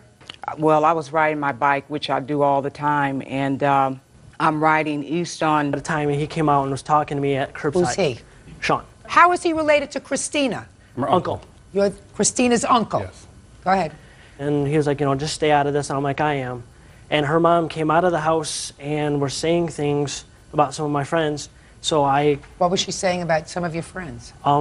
It was a girlfriend and her age, and saying how I have these relationships with underage girls or something. As words were getting said, he did pull me to the curb talking to me. She came out... No, you went very fast. Don't slur your words. Sorry. You are exchanging words with your sister. Yes. Well, no. Just a second. Okay. He's exchanging words with your sister, according to him. Okay. You pull up. Did somebody call you to come home? Yes. Who called you? My nephew. And said there's an altercation going on here, come home? Your Honor, what happened is I called probably about 5 minutes before my nephew called. I was calling up to see, it was a Friday night, I was calling up to see what they're going to do this weekend. I was just talking to her. And all of a sudden, I hear like noises in the background, like yelling and stuff. And my sister says, I got to go, and hangs the phone up on me. Hangs the phone up, not bye, I just got to go bye, and just hangs the phone.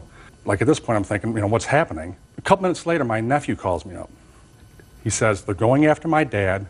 Get over here. I'm like, who? And she said, Corey and his friends. Okay, at this point, I don't know what... You don't know what happens. You get into your car and you go over there. Absolutely. Now, there's no question that once you got over there, there's a whole melee of brothers, sisters, aunts, nieces, nephews. Everybody's outside screaming. Everybody's outside. Now, I want you to tell me this, sir. I read between the lines in your answer. Mm-hmm. You hit him. Yes, I did. Where did you hit him, by the way? Where'd I hit him? Yeah. I hit him in the jaw. In the jaw. What happened when you were hit in the jaw, sir? Your tooth came out. right? Yes. Now, he didn't hit you first. Yes, he did. No, no, no. No, he didn't hit you first. There's a lot Mr. preceding Roach. this, Your Honor. There's a lot preceding. I want you to answer my question. I don't care what preceded it. Absolutely. I read your answer very carefully. Okay. He did not hit you first. The first person to put their hands on somebody between the two of you was you, because he was disrespecting. No. He elbowed me in the side of the head earlier. Elbowed you. I can't Broke my even- glasses. Just a second. No, no, no. No, no, no, no, no. No, Mr. Roach. Yes. I can go through the whole thing and tell you. I'm going to read you your answer, sir. Okay. My sister Pam came out of the house and told Ryan and the rest of his friends to leave. Nothing about girlfriend. Just a second. Yes. I'm speaking. All right. At this point, Ryan stepped to the side and leaned over my shoulder towards her, directing profanities at her. I then grabbed him and wrestled him to the hood of my truck. His truck. Of a truck. Yes. That's what you wrote. Yes, it's true. Well, then the first person to put hands. Matthews, a block over from where I live, and I'm looking behind me as I'm riding, which I always do. Okay. All of a sudden, I see this car coming. I hear this car coming, and first it was coming slow, then it speeded up. It was a van right in front of me, so I tried to get in front of the van, but before I could, What do you mean that there was a van right in front of you? There was a van parked in front of me as I was heading to the corner. Okay. It was parked. Okay, so there's a van parked in the lane where you were riding. Yes. And a car was behind you. Coming, yes. And you said speeding up. Yes. And so you were trying to get around this van before the car that was behind you. Yes. Why didn't you wait until the car passed you if it was speeding up? It wasn't speeding at first. Well, you told but me it was, that it was a ways. I was just a few feet from the van, and I just to go around it, you know, to get to the corner. I had no idea this car was going to speed up. Go ahead. And when she saw me, she speed up and tried to hit me. So I fell off my bike onto the van, which broke my fall. And when I looked up and realized who it was, I realized it was her. So? And she kept going. She didn't stop to see if I was okay or anything, because she can't say, now I know she knew who I was, or she would have stopped. So I think she deliberately tried to run me down. No, she didn't. She would have hit the van if she would have hit me. I don't think she wanted to hit the van. She wanted to hit me. Okay. What kind of work do you do for a living? I'm a teacher. How long have you been a teacher? 15 years. Okay, you were on your way according to your answer to school? Right. Back I to run an school? errand. Yes. Okay. Do you remember seeing the plaintiff? Yes. I was driving down the middle of down the street. It's a one-way street, and there was a bicycle in front of me in the middle of the street. As I approached the bicycle, there was a woman on the bicycle. She moved over to the left, and as I got right abreast of the bicycle, I realized it was Bernadette Smith, and I just started driving, and she screamed at me, and she kind of wobbled a little, and I just kept driving straight, and I got to the stop sign, and I looked in my rearview mirror, and I didn't see her on the floor, ground, anything. She's still on the bike. So I turned left and went right to my school, which is a block and a half away. Immediately went in to the principal to tell her what happened. Because there was a restraining order against Miss Smith, there's been a lot of trouble. And the principal... In your favor? In my favor. In your favor? Yes. Go ahead. The principal moved my parking space so my car would be in clear view of the office at all times. See, now she claimed she didn't even know who I was. This is what she put in her police report, that she didn't even know who I was. She saw a person. Then now she's saying she knew it was me. Yeah, you knew it was me after you tried to hit me. Miss Smith, she said she saw a woman riding a bike in front of her. She didn't realize it was you until yes, she did know it was me. Well, She how had do I know seen me that? before. She seen me before riding my bike in the neighborhood, because I ran into her one day specifically when she was walking her class up the street on foot. Can And I ask you- can I I seen ask you a her, but question? she knew, so she knew it was me. Can I ask you a question? I don't know whether she knew it was you or not. She'd have to be some nut to try to run you down. That would be ridiculous. Why is there a restraining order against you in favor Well, at of the time, defendant? they said I was a troublemaker because I was trying to find out why she was letting so many things go on that was concerning my daughter in her class and never did anything about it. How long ago was your daughter My daughter is now 17 years old. Your daughter is 17, so Yes. she hasn't been in the defendant's class for how Yes. many years? She was in her kindergarten class, so it's been a while. A while? How about 11 years? Yes. What I want to know is if there's a restraining order now. No, there is not a restraining order now. Oh, there She's is not. talking about a restraining order back then when she lied to get a Just a restraining second. order. So that there is no restraining order in effect now? No, not that Not I for the know last of. 10 years? No, exactly. No, it was in 96 it ended. In 96? May I see it, please? Oops, sorry. 96. Everything in there was she lied about. Just a minute. All lied about, so they wouldn't have to deal with the problems. Because I have the restraining order here too, if you want to see it. This is the one, the last one that I know of, and everything in here is a lie. Okay. Now, was the defendant granted a restraining order against you? Yes. And that was well after the time that your daughter left the school? I was still trying to handle the problems that was going on. My daughter went to school up until she was in the 6th grade there, so I still had to look at her and see her every day. She still caused problems for my daughter and I every day. I had to take my daughter out of the school district, period, because of the problems that they caused. She would make my daughter feel like an outcast in class. Miss Smith, Miss Smith, you're talking about 11 or 12 years ago. I'm not interested. All I'm interested in, as recently as 6 years ago, the courts granted her a restraining order against you. So there has to come a time when you get over whatever sense that you had that your daughter wasn't treated fairly by the defendant, who was her kindergarten teacher. So you have to get over it. I find that there is absolutely no evidence that she attempted to I have gotten over that. By the way, before I rule on this case, let me look quickly. Let me see your hospital records. I didn't go to the hospital, and I never told anybody that I went to the hospital. Just answer my question, madam. So you have no hospital records? No, I don't. Can I see your doctor's report? I don't have a doctor's report because I didn't get hurt. I fell. The band broke my fall. Oh, good. So you weren't hurt? Yeah, but she So what are you tried to doing run me here? down. She did not. Goodbye. Case dismissed. Parties are excused. You may step out. Yeah, this is case number 587 on the calendar in the matter of McBride versus Roach. Parties have been sworn in. Judge, you may be seated. Folks, have seats, please. Mr. McBride, it is your claim that the defendant assaulted you. Yes. The defendant says he was merely protecting his sister. So I want you to tell me how you all know each other and what precipitated this altercation with the defendant. Well, I know everybody through Corey, who's my best friend through high school. Through this gentleman? Yes. I met his girlfriend at the time through... Which is girlfriend? Raise your hand, girlfriend. Good. Your name is? Christina. Christina. Go ahead. The night I got a call at work, she was getting kicked out of her house. And Who was? Christina. Christina was getting kicked out of her house and needed my truck to get her futon and some other items out of her house. And I went over there and... Who was she living with at the time? Her parents. Okay. And they were saying vulgar things. Who was? Her parents. And a green minivan pulled up, and I didn't know... On somebody. Was you? Yes, ma'am. All right. Yes, absolutely. No, I never would say anything different than that. You just did, sir. No. You just told me that he put his hands on you first, and he elbowed you and broke your glasses, and I said, no. You got to get your story straight, Mr. Roach, because in your sworn statement to me, you say that he was I'm not denying disrespecting that. your sister, and you grabbed him and threw him up against the hood of a truck. Yes, ma'am. Because he was going after my sister with profanities, I felt compelled to protect her. I told him never to talk to my sister that way.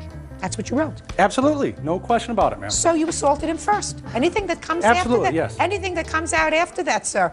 If he resisted you, if he elbowed you, broke your glasses, doesn't make any difference. Absolutely. When did you punch him? That's When did you punch him? after this, after all this. No, so let me see your medical bills. Very easy. Easy case. No, Your Honor, there's a lot that went into this before this stuff. Please. I was just trying to go over there to help out. I didn't know what I was getting myself into. I walked over there. Just so you know. I see this guy over here by the van yelling to my family. Corey and Chrissy were over at the other car, like by their car. I don't know what's going on. I just walked up. I walked to the sidewalk, and I say, calmly, it's a family matter. Let's leave this. Let it go. Just let this go. He comes towards me. He's right in front of me now. My sister walks up to, she's behind me, and she says, "Get off my property." He says, I don't know if I can say it. Hey, say anything. I've heard it all. Okay, he says, "You." Okay, at this point, when he says this, he's in front of me, and he goes over.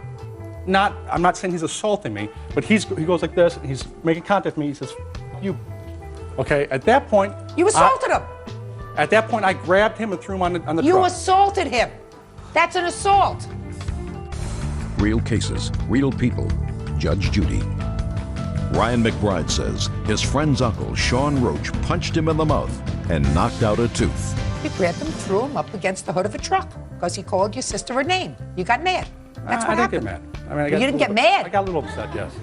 Mr. Roach, you had absolutely no right to put your hands on him. I want to know when your tooth got knocked out, sir. When he was on the truck, I had an 88 F-150. Sir, I can't understand a word you're saying. It's a big truck with a roll bar. I didn't understand anything that you said before that either. Okay.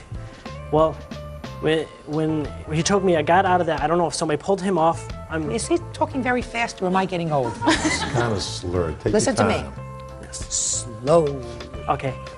He choked me out my truck, and he threw my coat up over my head, and when I got out of that, I saw a fist come at me. So he pulled the coat over Yes. you? Did you press any charges, Mr. McBride? I tried to. I consulted a lawyer, and they said in Oakland... I'm talking about consulting a lawyer. Okay.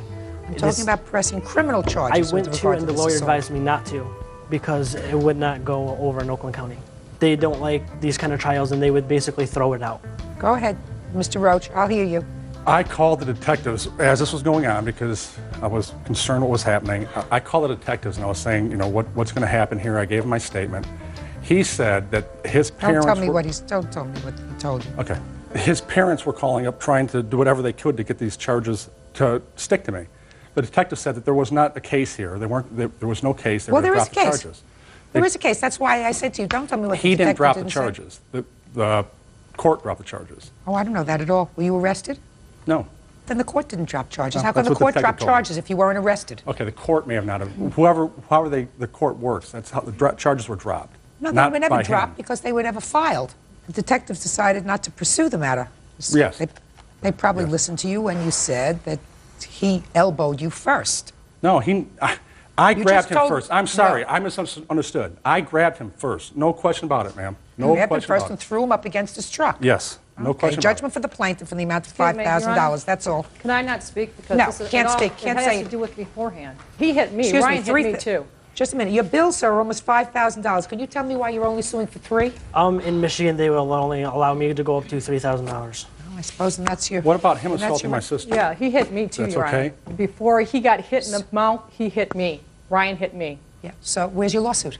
Well, I wasn't suing him. Well, he's suing him. I know, but the whole thing is they were not asked to be at our property. We asked them to leave our property. Let me explain something to you. Step up. I'll give it to you very fast. How is Christina related to you? She is my daughter. And she Shh. Listen to you. She is your daughter. Up until that time, was she living with you? No, she had left a couple weeks before that. She had things in your home? We made arrangements for her to get him the next day. She came that night, and she also has a truck. She did not need him to bring all That's these a whole kids bunch to our of house. stories, madam. Let me tell you something. He was not he was not there without some legitimate authority. If a person who lived in that house invited him to come, now if he's there as an invited guest, even to just remove her property from the house, you can't assume that you can assault him for staying on your property once you tell him to leave. She had been gone for 2 weeks. She was not living in our premises. She had been already gone, and we Your asked her brother to leave. had no right to assault the plaintiff, period. He really wasn't involved with this. He was doing his friend a favor by coming and bringing his truck. Everything was going to be quiet. All you had to do was, if she wasn't living there for 2 weeks, let her take her stuff and go. I don't know why there was a whole because argument. we made arrangements, and she had a truck, and we asked for them not to come because I also have 2 sons that Mr. McBride was trying to get my 11-year-old to start a fight with him. The profanities that were being said was from them, not from us. I like to lie. Christina. We've asked. Quiet. Listen to me. This is not family court. If it were, perhaps I might spend some more time trying to put together what is a story of a broken family. This is the case of an assault. Your brother put his hands on a stranger for using bad words to you. He's not allowed to do that, and he has to pay the consequences of doing that. I understand Whether you say that the plaintiff touched you first, that is not why your brother assaulted him. Your brother put his hands on him because he called you a name. That's what he just testified But to. he had his hand raised, and I did file a suit against him. The two popped out afterwards, after he assaulted Parties are excused. You may step out. Next time, I'll throw him over my knee and spank him. That's what his parents should have done to him long ago when we wouldn't have had this problem. If my mom actually really cared about me, then maybe none of this would have happened. And now the next case. All parties in the matter of Younger versus Hampton, step forward, please. 37-year-old computer engineer Nancy Younger is suing her former friend, 26-year-old cashier Robin Hampton, for the cost of child support. Miss Younger, the defendant's son was placed in your care by the courts. Yes. And you claim that pursuant to the court order, the defendant who is receiving child support for that child from the child's father, those checks were to be endorsed and payable to you while the child was in your care. That's correct. And it is your claim that 6 checks that the defendant received while the child was in your care were not turned over to you. That's what you're suing for. Yes. Defendant says you got all the money that you were supposed to. Is that right? Yes, Your Honor. Okay. Tell me when and why the child was placed in your care. The child was placed in my care in January at Miss Hampton's request. Why were you willing to have her take care of your My son? son was taken away from me in January due to child abuse. My ex-boyfriend. So the court was going to remove the child from your care. Yes, Your Honor. And you asked the plaintiff to take him instead of having him go into foster care. Yes, ma'am. How much support were you getting for the child from the child's father? It was $154 a month. When was the child removed from your care? August 28th. How many checks did you receive? Well, actually, what I had asked Miss Hampton originally how much child support he was receiving, she told me $154.44 a month. And originally, I didn't question that. I assumed that she would tell me the correct amount. What happened was, my witness here, this is the child's father, he provided for me a Department of Revenue disbursement report, and I found out he was actually receiving $154.44 every 2 weeks. Is that right? When I got paid, I turned him over to her. You didn't answer my question. Whatever I received, I'm not sure if it was every 2 weeks or every month, because I would get a payment and then I wouldn't get a payment, then I'd get a payment and then it'd be several weeks without payment, so I couldn't even keep up if it was every 2 weeks or every month. The report shows it was issued approximately, give or take a few days, every 2 months. I missed... Every 2 months? Every 2 weeks, I'm sorry. I missed a check, at least one check every month. How much money did you receive in total in the 7 months that you cared for the child? $1,081.08. That's what you received from her? The ones that I checked are the ones I received. $1,081? Yes. It's a simple case. Hampton. Yes. Everything that was received by the Department of Revenue during the time that she had physical custody of the child belongs to her. Do you understand? Yes, Your Honor. According to your answer, you received some checks in September. Is that right? 2. That money you didn't give her. Is that right? Yes, Your Honor. But you know, Ms. Hampton, that they don't send it to you for the week that's coming up. They send it to you sometimes for a month that's passed, for 6 weeks that's passed, because it takes them time to process these things. Right? So why didn't you turn over those checks to her? Because she had no longer had my son. But that was for money when she did have your son. He owes me an arrear of child support for 7.5 years. Step up here, sir. You have a copy of your child support order? Not with me, Your Honor. What is the child support order? The child support order is $154 every 2 weeks. Is it separated as far as arrears, and what is the current order? They assess an extra $20 to make up for those arrears. In other words, I was garnished about $174 every 2 weeks on average. Well, that's what I want to know. Right. Just for my own information, you owe her $772. Why was the child removed from your care? The child was removed from my care because of a call that Ms. Hampton made to the Florida Abuse Hotline. She's made a call regarding every family that the child has ever lived with. She calls the Abuse Hotline, and subsequently the child gets moved someplace else. And basically the Inspector General report said that the child should have never been removed from my home, that he was not ever in any harm. The department was going solely based on Mrs. Hampton's statements. I have a copy of that here if you need to see it. I'd like to see it. Where's your son now? With his father. This is a 72-page report that was issued by the Inspector General, and I've highlighted the pertinent parts. All right, I'm not going to get into this report There are things there that, quite frankly, without reading the entire report, I would have trouble making a determination about. However, suffice it to say that your son is with you now, sir? Yes, ma'am. Child doing all right? Much better, in fact. He's now a Navy student. And what about his mother? Does his mother see him? When she feels like it. We've had about 13 to 14 scheduled visitations, of where she's appeared maybe 6 times. What kind of visitation is it?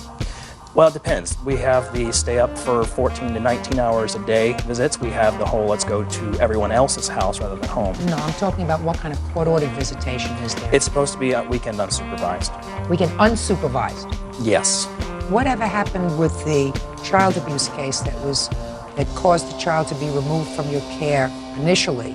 You were charged with neglect. No, I was charged with failure to protect. Well, that's neglect. What happened with that case? It's still going on. The procedure's still going on. I go for reunification May 30th of this year. Was there a trial with regard to that case? Was there a trial? You had a lawyer? Yes. Did a caseworker testify? Yes. So there was a trial where you found guilty of failure to protect? Yes. Is that right? Yes. Child was turned over to the father, and you have ongoing meetings with the social worker and the child with regard to reunification. Right. It's like pulling teeth sometimes. Yeah, I know. All right. In any event, the child is with the father. You owe her $772, judgment for the plaintiff. That's all. Parties are excused. You may step out. Now, this is case number 539 on the calendar in the matter of Thomas Hilaire versus Smith Gray. Parties have been sworn in, Judge. You may be seated. You're Georgiana? Yes. And this is your mother? Yes. I'd like your mother to sit down, please. You're Miss Smith? Yes, I am. And this is your son? Yes. Why don't you have a seat, because I'll bring you up later if we need your testimony. How old are you? 14. It is your complaint through your mother that you suffered a serious back injury in school as a result of an incident involving the defendant. Yes. When did this happen? September 11th. And you were in school? Yes. Were you inside the school? Yes. Tell me what happened. My mom dropped me off. I got out of the car, went to the gated area, and I waited for my friends to get there.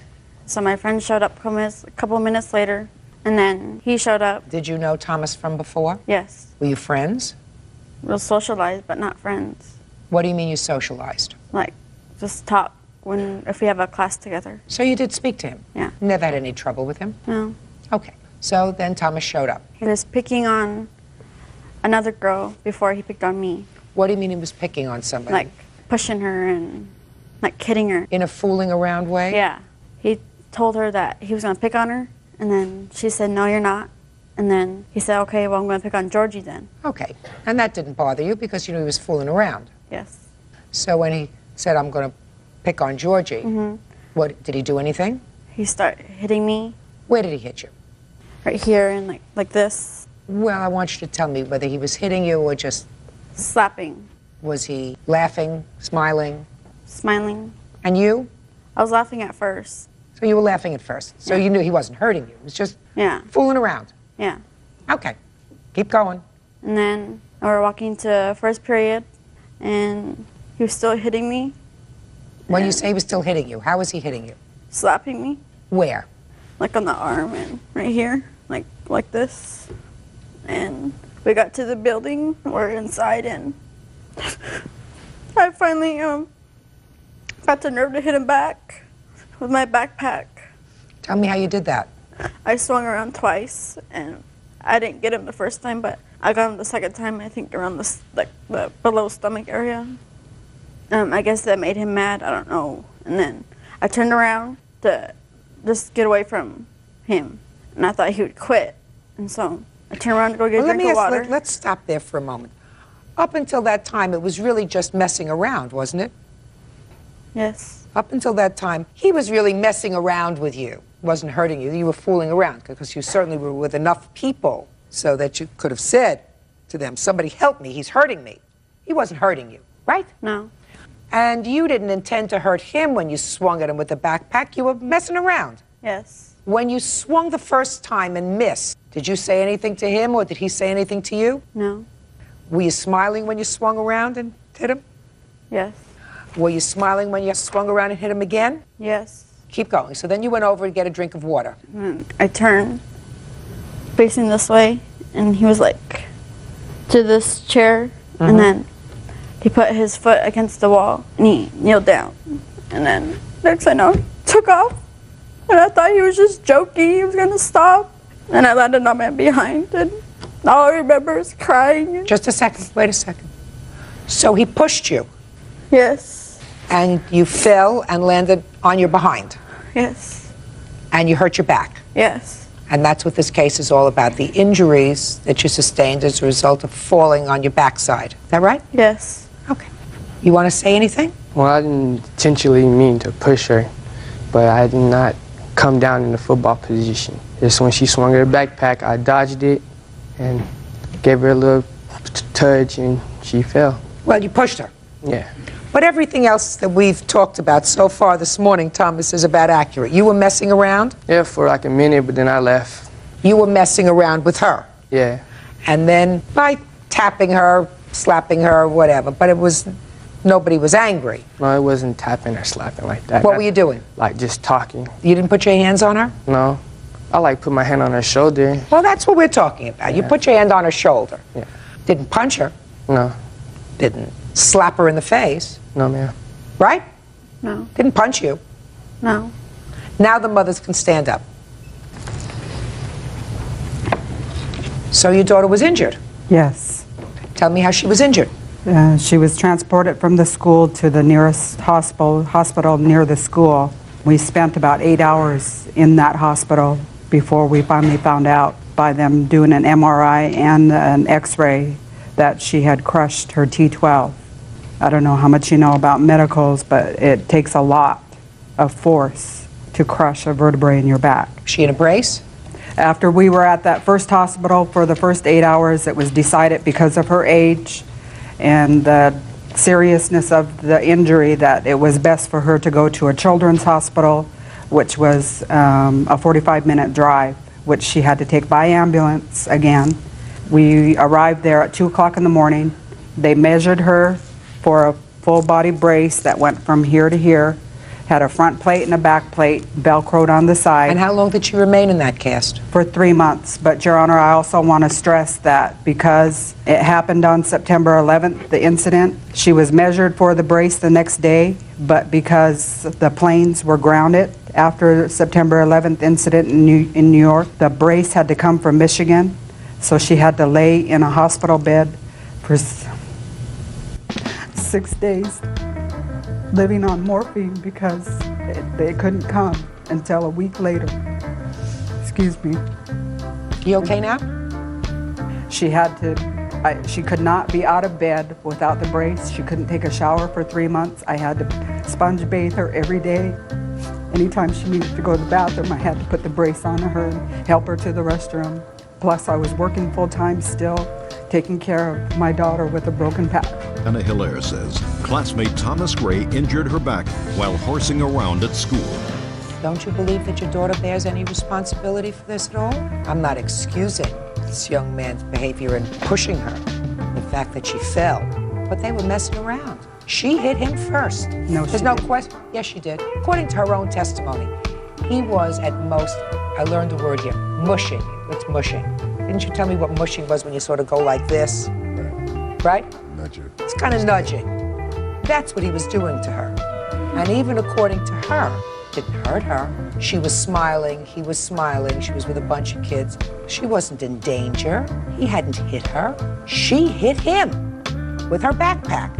And she swung several times with her backpack. That's not excusing what happened. I mean, he could have walked away. Probably should have walked away, right? Yes, ma'am. This was not an assault. This was kids fooling around on their way to class. And unfortunately, one of them got seriously injured. Were you suspended from school? I was expelled for 2 semesters. What about you? I was out of school for 3 months. Was your son arrested for assault? No, ma'am. Of course not, because this wasn't an assault. So what I want to know now is, what were your out-of-pocket expenses with regard to this unfortunate copies incident? of the medical bills. No, I want to know what your out-of-pocket expenses were. I assume you have insurance. Yes. Good. So what were your out-of-pocket expenses for her medical care, not your work loss or anything else? I didn't calculate any of that, and I haven't paid any of the bills yet because there was a problem with the insurance. So you don't know? No. So I can't tell what your medicals will be, if any. It may be that the insurance is going to cover everything. You have to know that you were partially responsible. I know. Good. I'm glad you know that. What responsibility do you believe, if any, that you have to compensate the plaintiff for the injury she sustained? Well, I think it was all an accident and that it could have been prevented, but I wasn't thinking at the time. Like, I apologized to her, and I really regret for what I did, but if I can take it back, I would. You didn't mean to hurt her, did you? No, ma'am. How long had your son been in that school? The beginning of September, the school. Did you just start that school? Yes. Yeah. Your Honor, they were in school 6 days when this happened. Yeah, Okay, but was this the first year that you were in that school? Yes, ma'am. You were just starting high school? Yes, ma'am.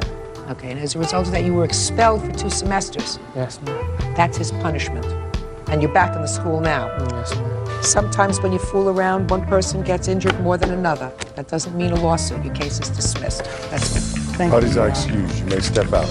Unfortunately, like Judge Judy said, someone got hurt. I've been struggling with this ever since it happened on September 11th. Horseplay is not the thing to do. Playing around is not playing around when somebody gets hurt as badly as she did. I'm very sorry that it happened. And now the next case. All parties in the matter of Henry versus Goss. Step forward, please. 23-year-old student Danielle Henry is suing her former roommate, 22-year-old waitress Nancy Goss, for damages to her apartment caused by Nancy's Chihuahua. Miss Henry, according to your complaint, the defendant became your roommate. She moved in with a dog. It's her boyfriend's dog, a little Chihuahua. I assume you're not roommates anymore, is that right? No, ma'am.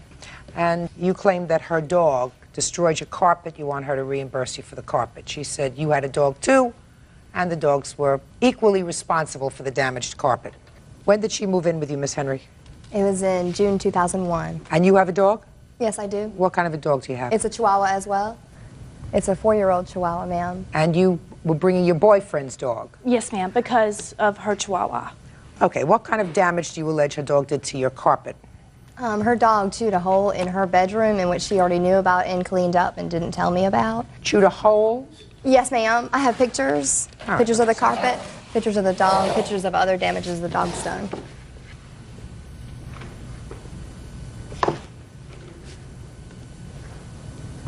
I have better pictures if you'd like to see. I'm not interested in seeing all the doggy pictures, although they're adorable, but I'm really busy today. Are these the only, is this the damage that you're talking about just on one page? As far as the carpets, ma'am? Yeah, as far as the carpets. We also have the lawn that was destroyed, and my stereo cables were also chewed up. Boxes and... Did you replace them? She did. Her fiance, Brandon, did. So we're only talking about carpet? Yes, ma'am. Okay, so I'm looking at the carpet. And how do you know her dog did this damage? Ma'am, her dog was a puppy, and when it first moved in, it was really young and didn't destroy anything, but eventually it started to destroy things through the month of August and September. I confronted Miss Goss about this, about the damages, and that she needed to replace them, and that the dog would need to be contained when we're not home, being that the damages continued, and that's when she assaulted me.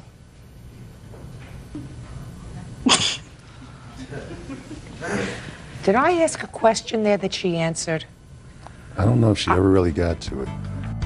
How do you know her dog did the damage instead of both of your dogs doing the damage? I lived in the apartment for a year before Miss Goss lived there, and there was no holes in the rugs ever, and my dog has never done anything as far as damages. I also lived in another apartment, which I got my full and complete deposit back, so my dog never destroyed anything there as well. Okay, did your dog eat up the carpet? No. Make little holes in the carpet? No, there's no way possible. I mean, it's just unreal. I mean, let's go back. Let's go back a second. All right. Of course, there's a way possible. Well, yeah. One of the holes that I saw in this book, in her scrapbook of dog, was in your bedroom. Yes, ma'am. When you moved into the bedroom, I assume there was not a hole in the carpet. Yes, ma'am.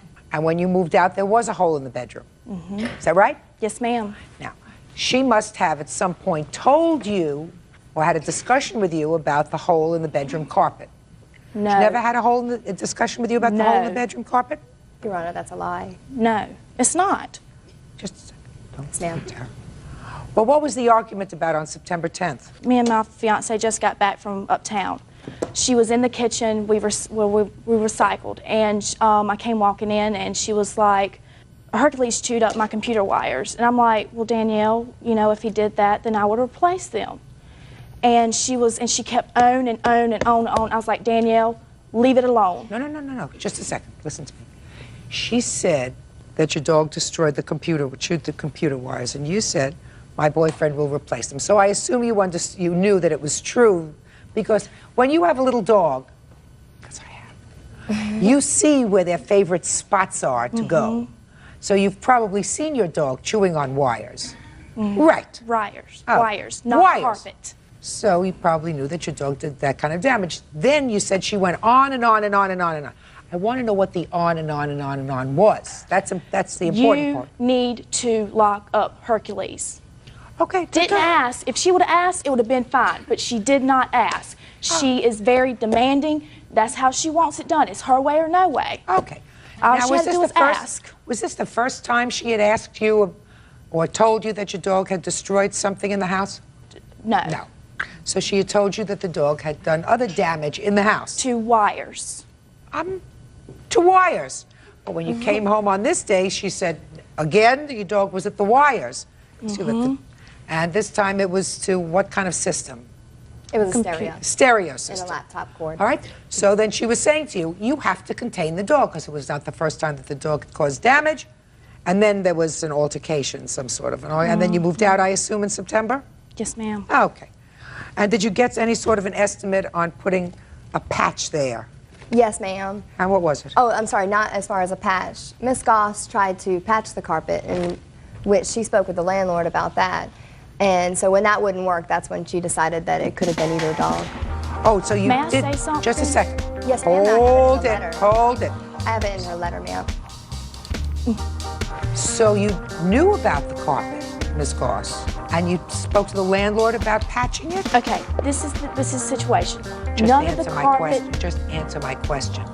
You knew about the carpet and you discussed with the landlord About patching it. about patching Yes. it. And did you try to patch it? He said that the landlord's wife, said that Danielle preferred to have new carpet while staying there. I asked him again, I said, can we patch it? He said it can be done, but I'd rather not. Not patch it? Not patch it. Then you gotta replace it. Period. I mean, I know what we're doing here.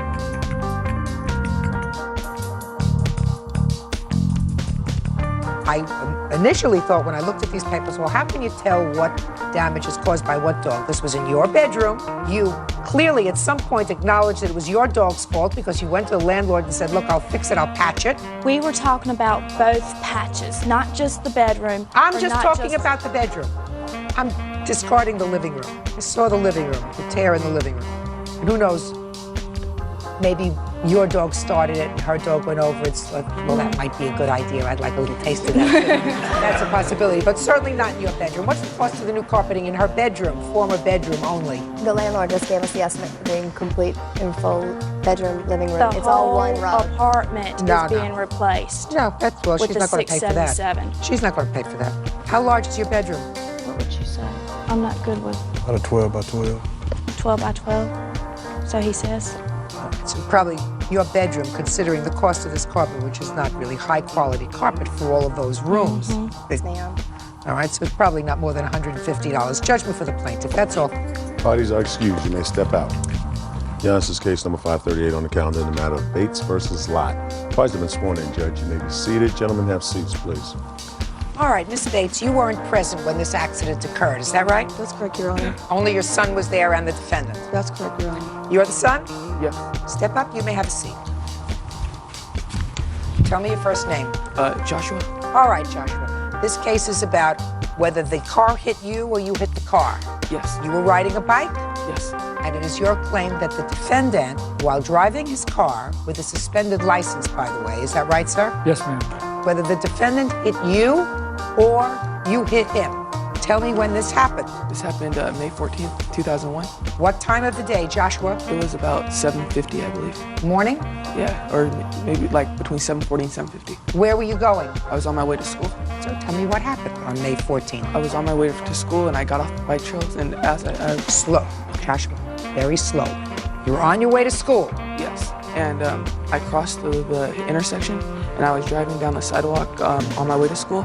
And then as I crossed the drive into a gas station, he hit me. So he hit you from the side? Yeah, well, he hit my bike below me and I was thrown over my handlebars. And then he hit you from the side, though, is what you're saying? Yes, ma'am. Honor. And you were driving on the sidewalk? Yes. Are you supposed to ride on the sidewalk? No, I did not believe so, but I wasn't aware of that at the time. Just a second.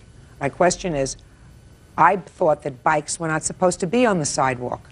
I believe that's so. And you say that when he hit you coming out of the driveway... No, he was coming into the driveway.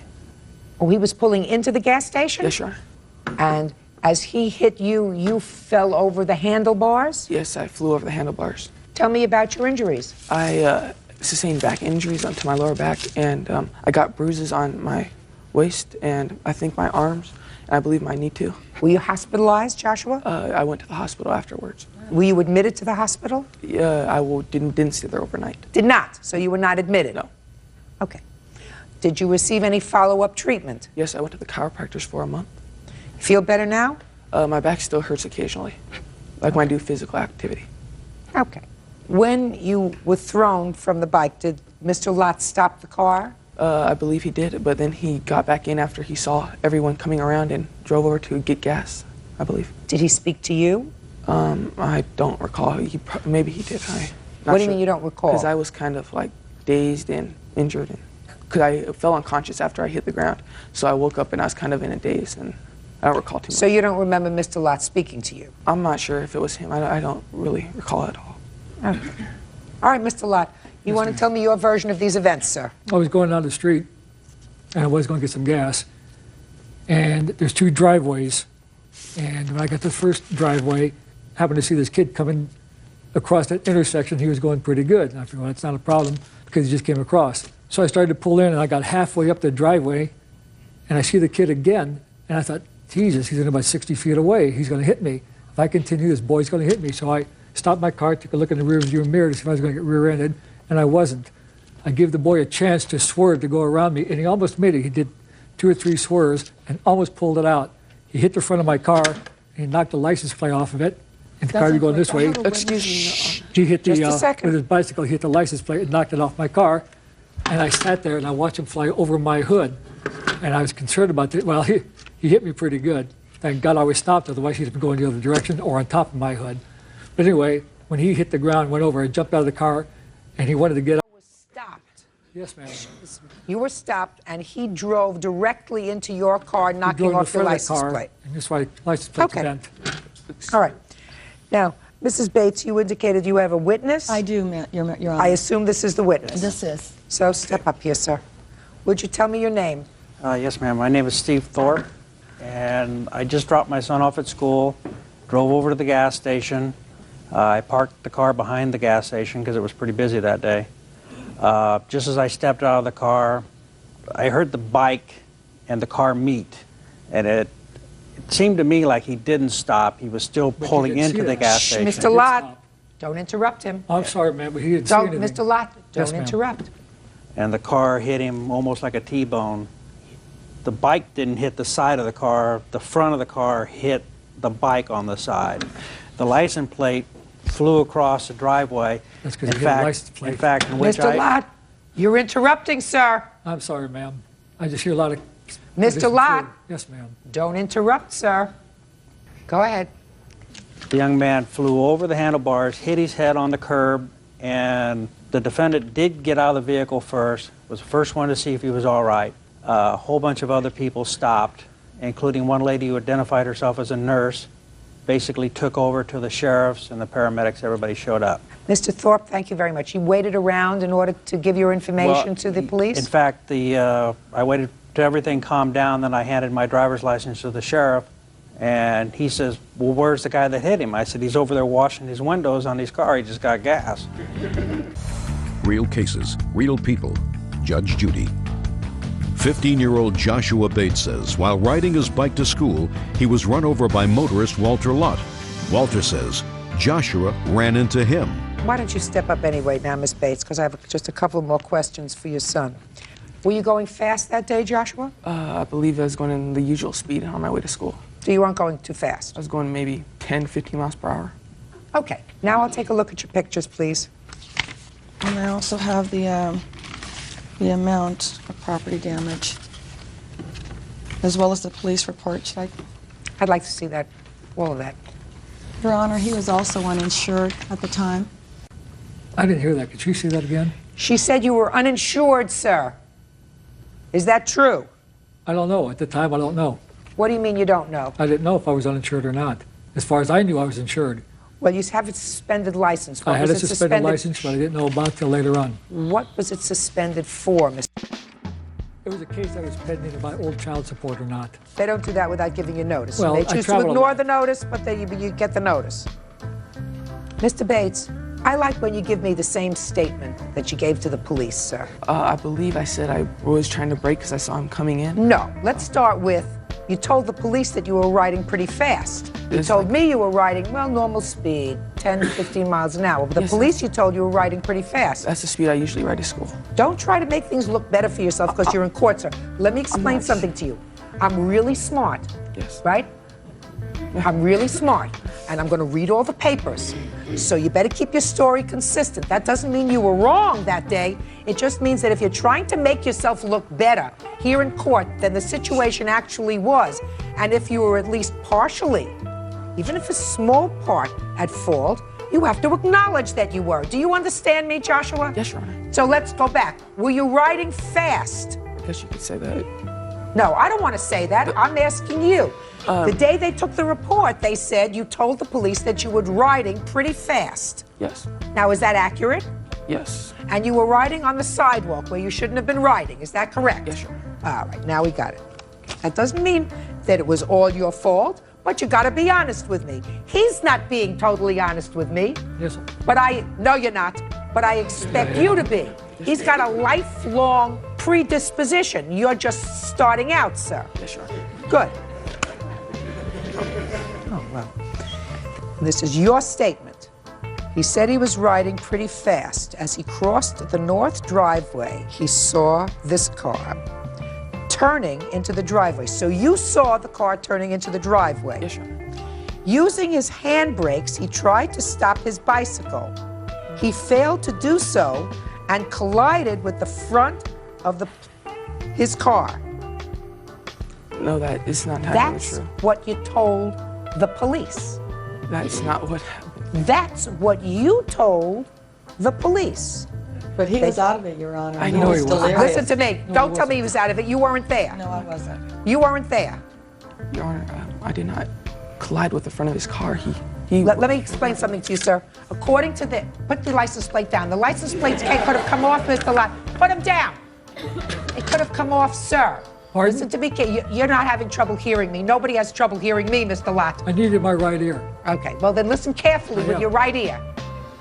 The license plate could have come off if you hit him or he hit you. It wouldn't have been bent if I hit him. How? On this side. You have an expert witness to testify as to that, sir? Do we need one? We sure do. Well- Because I don't know what your license plate looked like beforehand. It looks like it's seen a lot of damage to me. Now be quiet before you get yourself into more trouble, Mr. Lott. I'm working on Here's you. the tire mark where you hit I'm going to me. give you 1, 2, 3, and then you're going to be a very unhappy man. Now, you saw him before you were crossing the driveway. I know as I was coming into the driveway, and then as I was getting to the end of the driveway, he plowed into the side of me. Joshua. Yes, Your Honor. I asked you one question. I said you saw him before the accident, because that's what you said to the police. I believe so, Your Honor. What do you mean you believe so? I don't know because. Well, you don't know. Well, I'm reading that I have to rely on what you told the police immediately. The police officer. Joshua, that doesn't mean that it's 100% your fault. Now, you and your mother would like me to say it was all his fault. It's possible that that's not true. It's possible that part of it was your fault. So I have to apportion financial responsibility. So I don't want you to tailor your testimony to what you think is the most favorable here in court, because I have your statement to the police that was very clear, not as a result of having a fuzzy mind. You said you tried to use your handbrakes. Yes, I did. Right when he plowed into me, basically. When he plowed into you. Yes. You've got it all down pat, Joshua. You are not impressing me, sir. I'm not sure. What? Yeah, I got it. I would suggest that you be quiet. You're driving with a suspended driver's license, and usually when a car hits something other than a car, it's usually their fault, Mr. Lott. Yes, you did. Hit me. Here's the tire marks from his bike hitting me. Oh my God. Now let me tell you what I do not believe, Mr. Lott. I do not believe that you stopped your car and that your car was standing in a stationary position and this young man came and slammed into your stopped car. I do not believe that, sir. We all said it. He said it, he said it, and I said it. Oh, well, I don't know. here's the Maybe you proof of weren't it. listening with your good ear. Nobody on this side said that your car was stopped He and did. he hit you. I did not say that. Nobody said it, except in your mind. Can I have the deputy show you this? And show you the tire marks on here where you ran What into I me? want you to do is I want you to forget about that. Oh, okay. Good. Forget about that piece of evidence. You've already showed it to me 4 times. Ignore it. The last part of the police report is very interesting. The last part of the police report indicates cause. Based on the statements by both parties, P1 was at fault. That's you. It says in the collision for riding his bicycle on the sidewalk, a violation of 21-650. So after they spoke to you and the witnesses and everybody else, they determined it to be your fault because you read the police report. You handed me the police This is report. true, but they didn't put it, the police didn't include his statement. Okay, well, 'Cause they he was an included, eyewitness. let me tell you this. They No, you included see the another head person's injury? statement. Mr. Lott, be quiet. They included another person's statement, and the other person's statement was, and I don't think this was you, this was witness, said, witness 1 was walking in the parking lot approximately 75 to 100 feet northwest of the driveway. He saw your son riding his bicycle northbound on the west sidewalk. As your son began to cross the driveway, he saw the defendant begin to turn into the driveway, and he saw your son run into his car.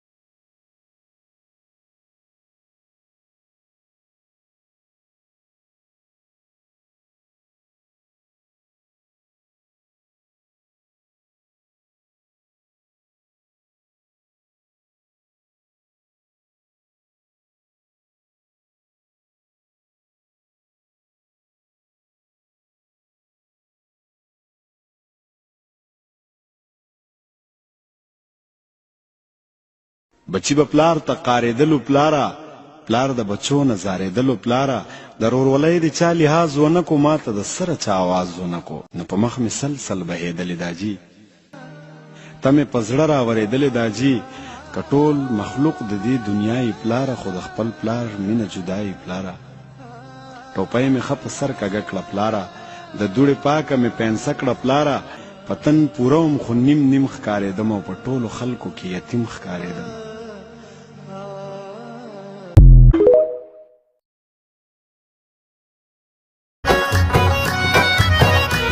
موسم خماری بلهوری بارانی وقت غمازی گئے ورکیار آزاری وقت غمازی گئے ورکیار آزاری بچی به پلار ته قاریدلو پلاره پلار د بچو نه زاریدلو پلاره د ورورولۍ د چا لحاظ ونه کو ما ته د سره چا آواز ونه کو نو په مخ مې سلسل بهېدلې دا جي ته مې په زړه راورېدلې دا جي که ټول مخلوق د دې دنیا یې پلاره خو د خپل پلار مینه جدا یې پلاره ټوپۍ مې ښه په سر کږه کړه پلاره د دوړې پاکه مې پینسه کړه پلاره په تن پوره وم خو نیم نیم ښکارېدم او په ټولو خلکو کې یتیم ښکارېدم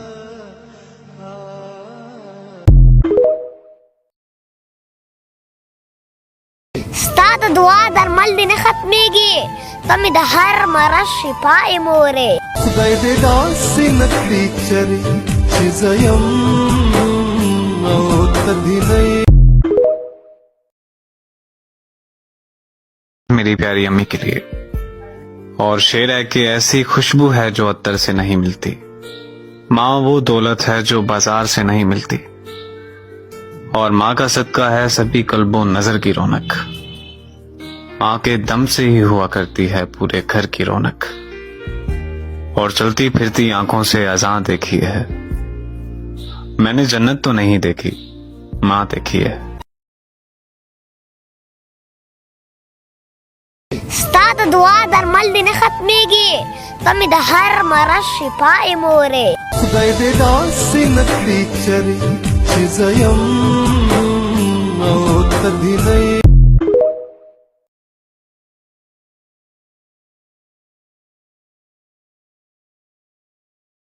بچی به پلار ته قارېدلو پلاره، پلار د بچو نه زارېدلو پلاره، د رورولۍ د چا لحاظ ونه کو، ما ته د سره چا آواز ونه کو، نو په مخ مې سلسل بهېدلې داجي، ته مې په زړه راورېدلې داجي، که ټول مخلوق د دې دنیا یې پلاره، خو د خپل پلار مینه جدا یې پلاره، ټوپۍ مې ښه په سر کږه کړه پلاره، د دوړې پاکه مې پینسه کړه پلاره، په تن پوره وم خو نیم نیم ښکارېدم او په ټولو خلکو کې یتیم ښکارېدم.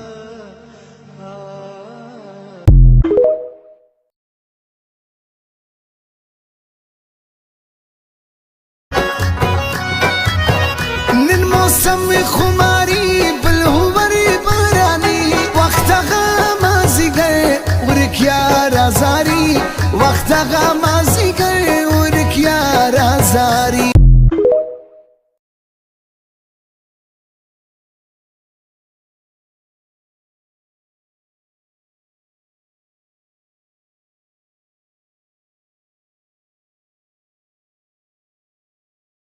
मेरी प्यारी अम्मी के लिए, और शेर है कि ऐसी खुशबू है जो अत्तर से नहीं मिलती, माँ वो दौलत है जो बाजार से नहीं मिलती, और माँ का सदका है सभी कल्बों नजर की रौनक, माँ के दम से ही हुआ करती है पूरे घर की रौनक, और चलती फिरती आंखों से अज़ां देखी है, मैंने जन्नत तो नहीं देखी, माँ देखी है।